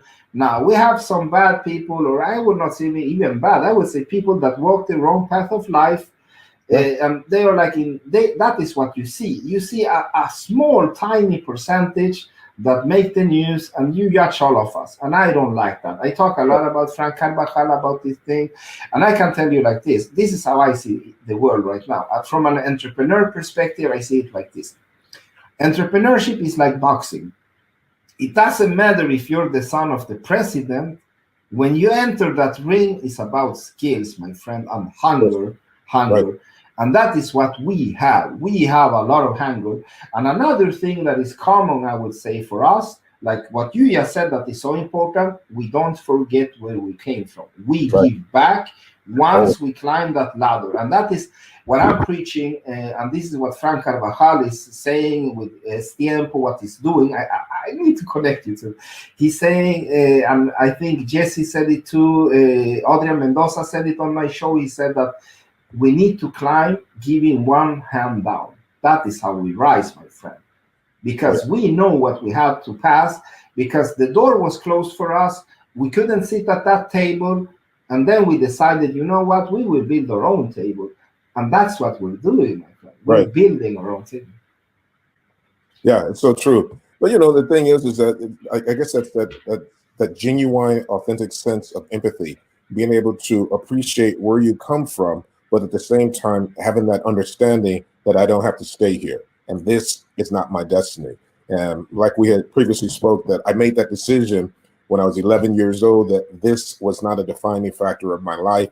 It was only a part of my life. And being able to know that and be consciously aware that I had the ability to create the life and live the lifestyle that I wanted, based on the discipline, the commitment, the hard work, and the effort that I put into it, which is the same thing everyone else can do. So when people say that they can't do it, I don't buy into that, and I don't believe it. If we work hard and we get a strict action plan that's realistic, and we set goals and we attach goals to it, then there's a great opportunity that the different things that we're looking to accomplish, it's going to take place. And that's just what I believe and how I've grown up and how it is that I practice in business and the different things that I choose to participate in. That's so important what you just said, because we have the choice, and we always have the choice to choose negativity or positivity. We always have it, but the only problem I see from my experience, because I had to take to the street at a quite young age, because I have a dysfunctional home, I would say. My mother tried her best, but She was mostly ill. My father, he left us for a while because he wanted to live his politics and do his revolution for his peoples. That was like his thing, and I don't judge him anymore. I did it then. I have to be honest. I did it, but not anymore, man. I think every human has to follow their like destiny or whatever we call it. Yeah. But what happened with me on the street was that I had to toughen up, when I hit like the teens, because then is when people would hit you for real. That was not even like before they took like my hat, they ran away, maybe they pushed my head into the toilet. That was like worst case scenario, right? And maybe some beatings. But once I hit 13, 14, 15, now people were coming with knives, like neo-Nazis and all these people. Wow. So I had to toughen up a lot, So I had to start boxing. I had broken my nose like more than 10 times.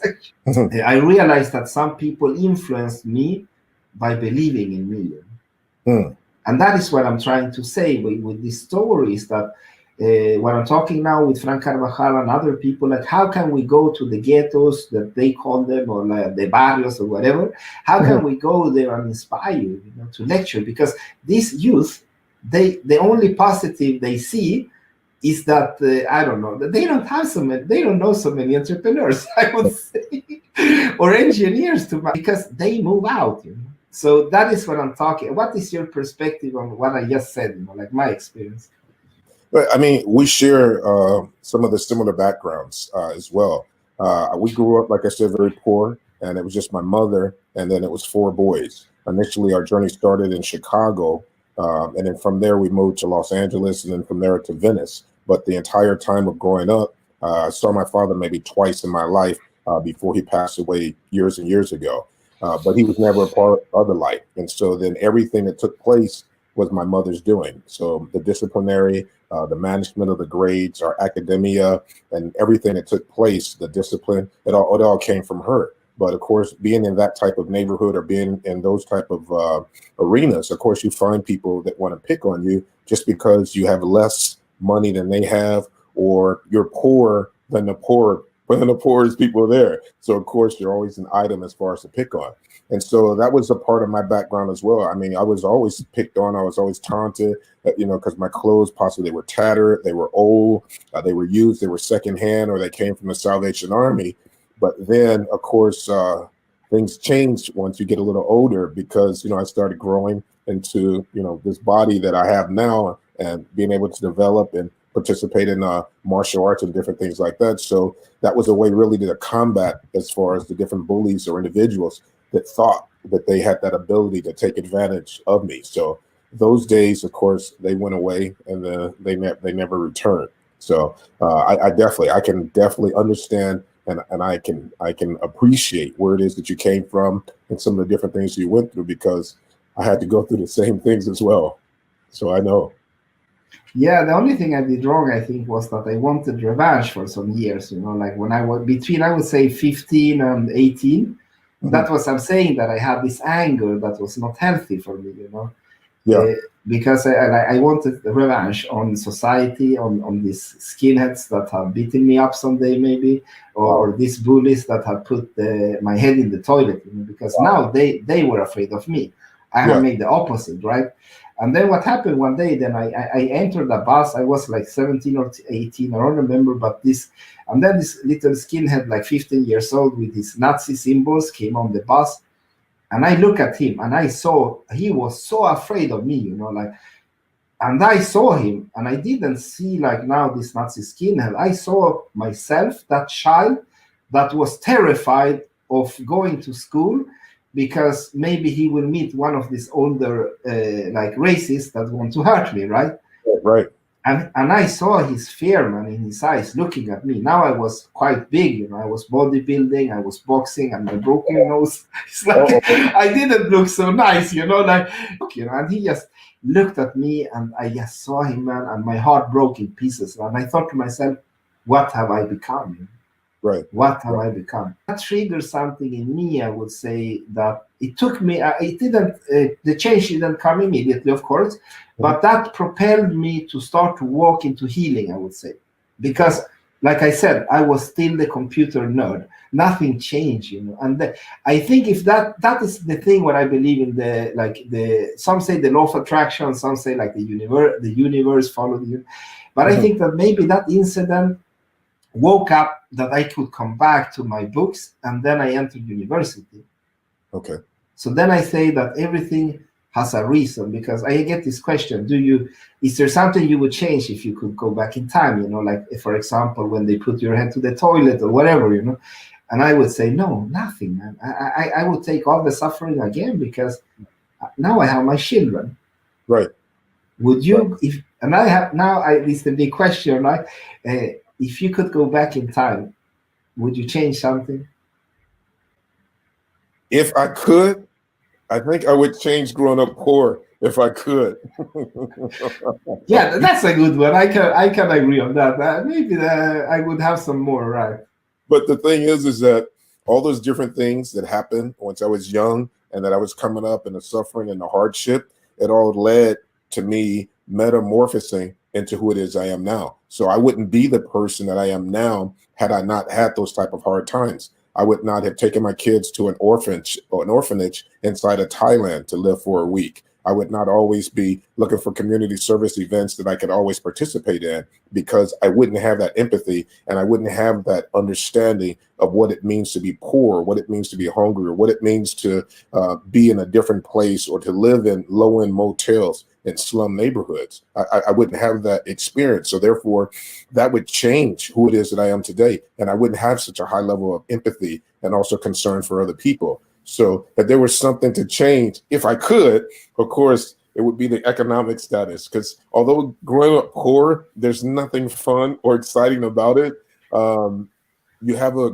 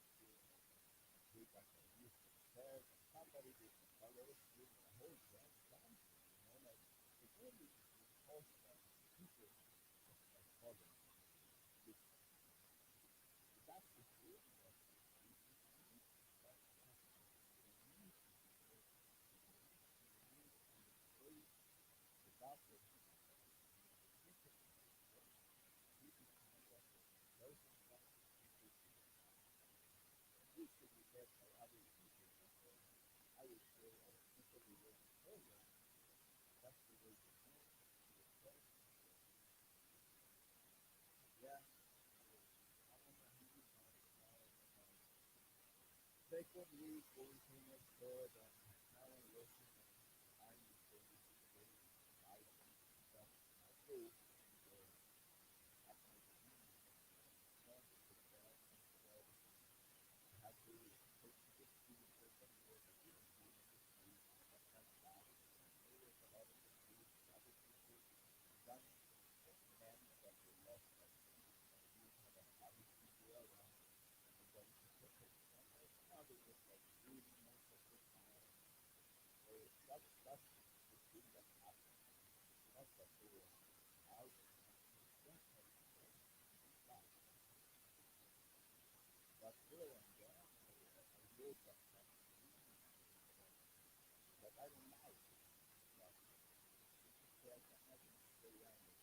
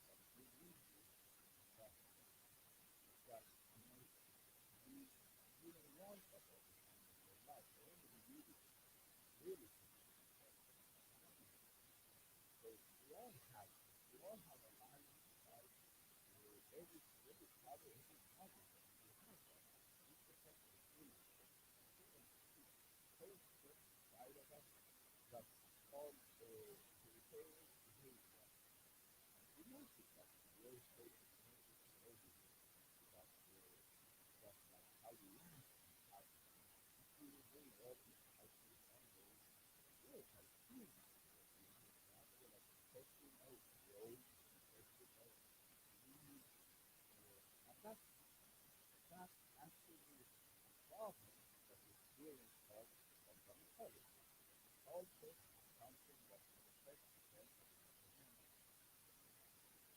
We want to have control.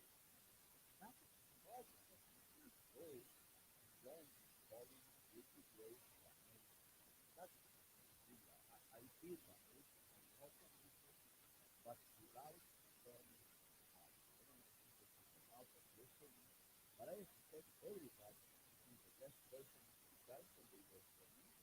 I'm not expecting them to take and they come out. No, this is something that 1 hour a day, just be the best version of yourself. In fact, it's what I do every single day. I try to be the best version of myself every day. Anybody I meet, anybody I help, anybody that doubts me, says, you know what, Eduardo, I want to talk. I don't know, usually you are leaders that don't talk, nobody can talk. They don't have to talk. People to be the entrepreneurs, leaders, people that, oh, they have it so good.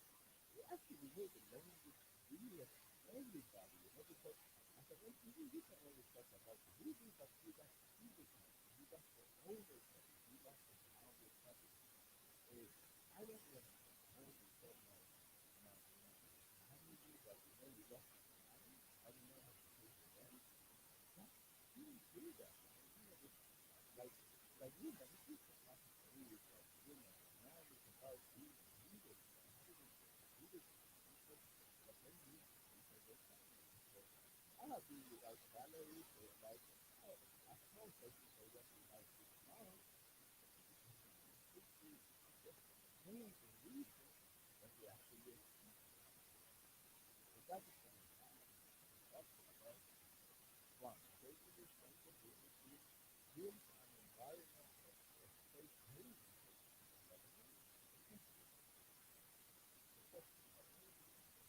That is the idea.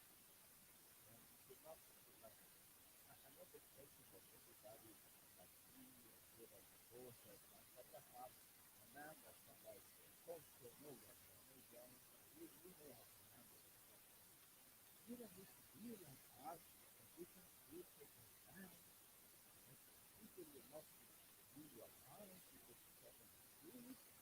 So something called integrity. We need to be integrity.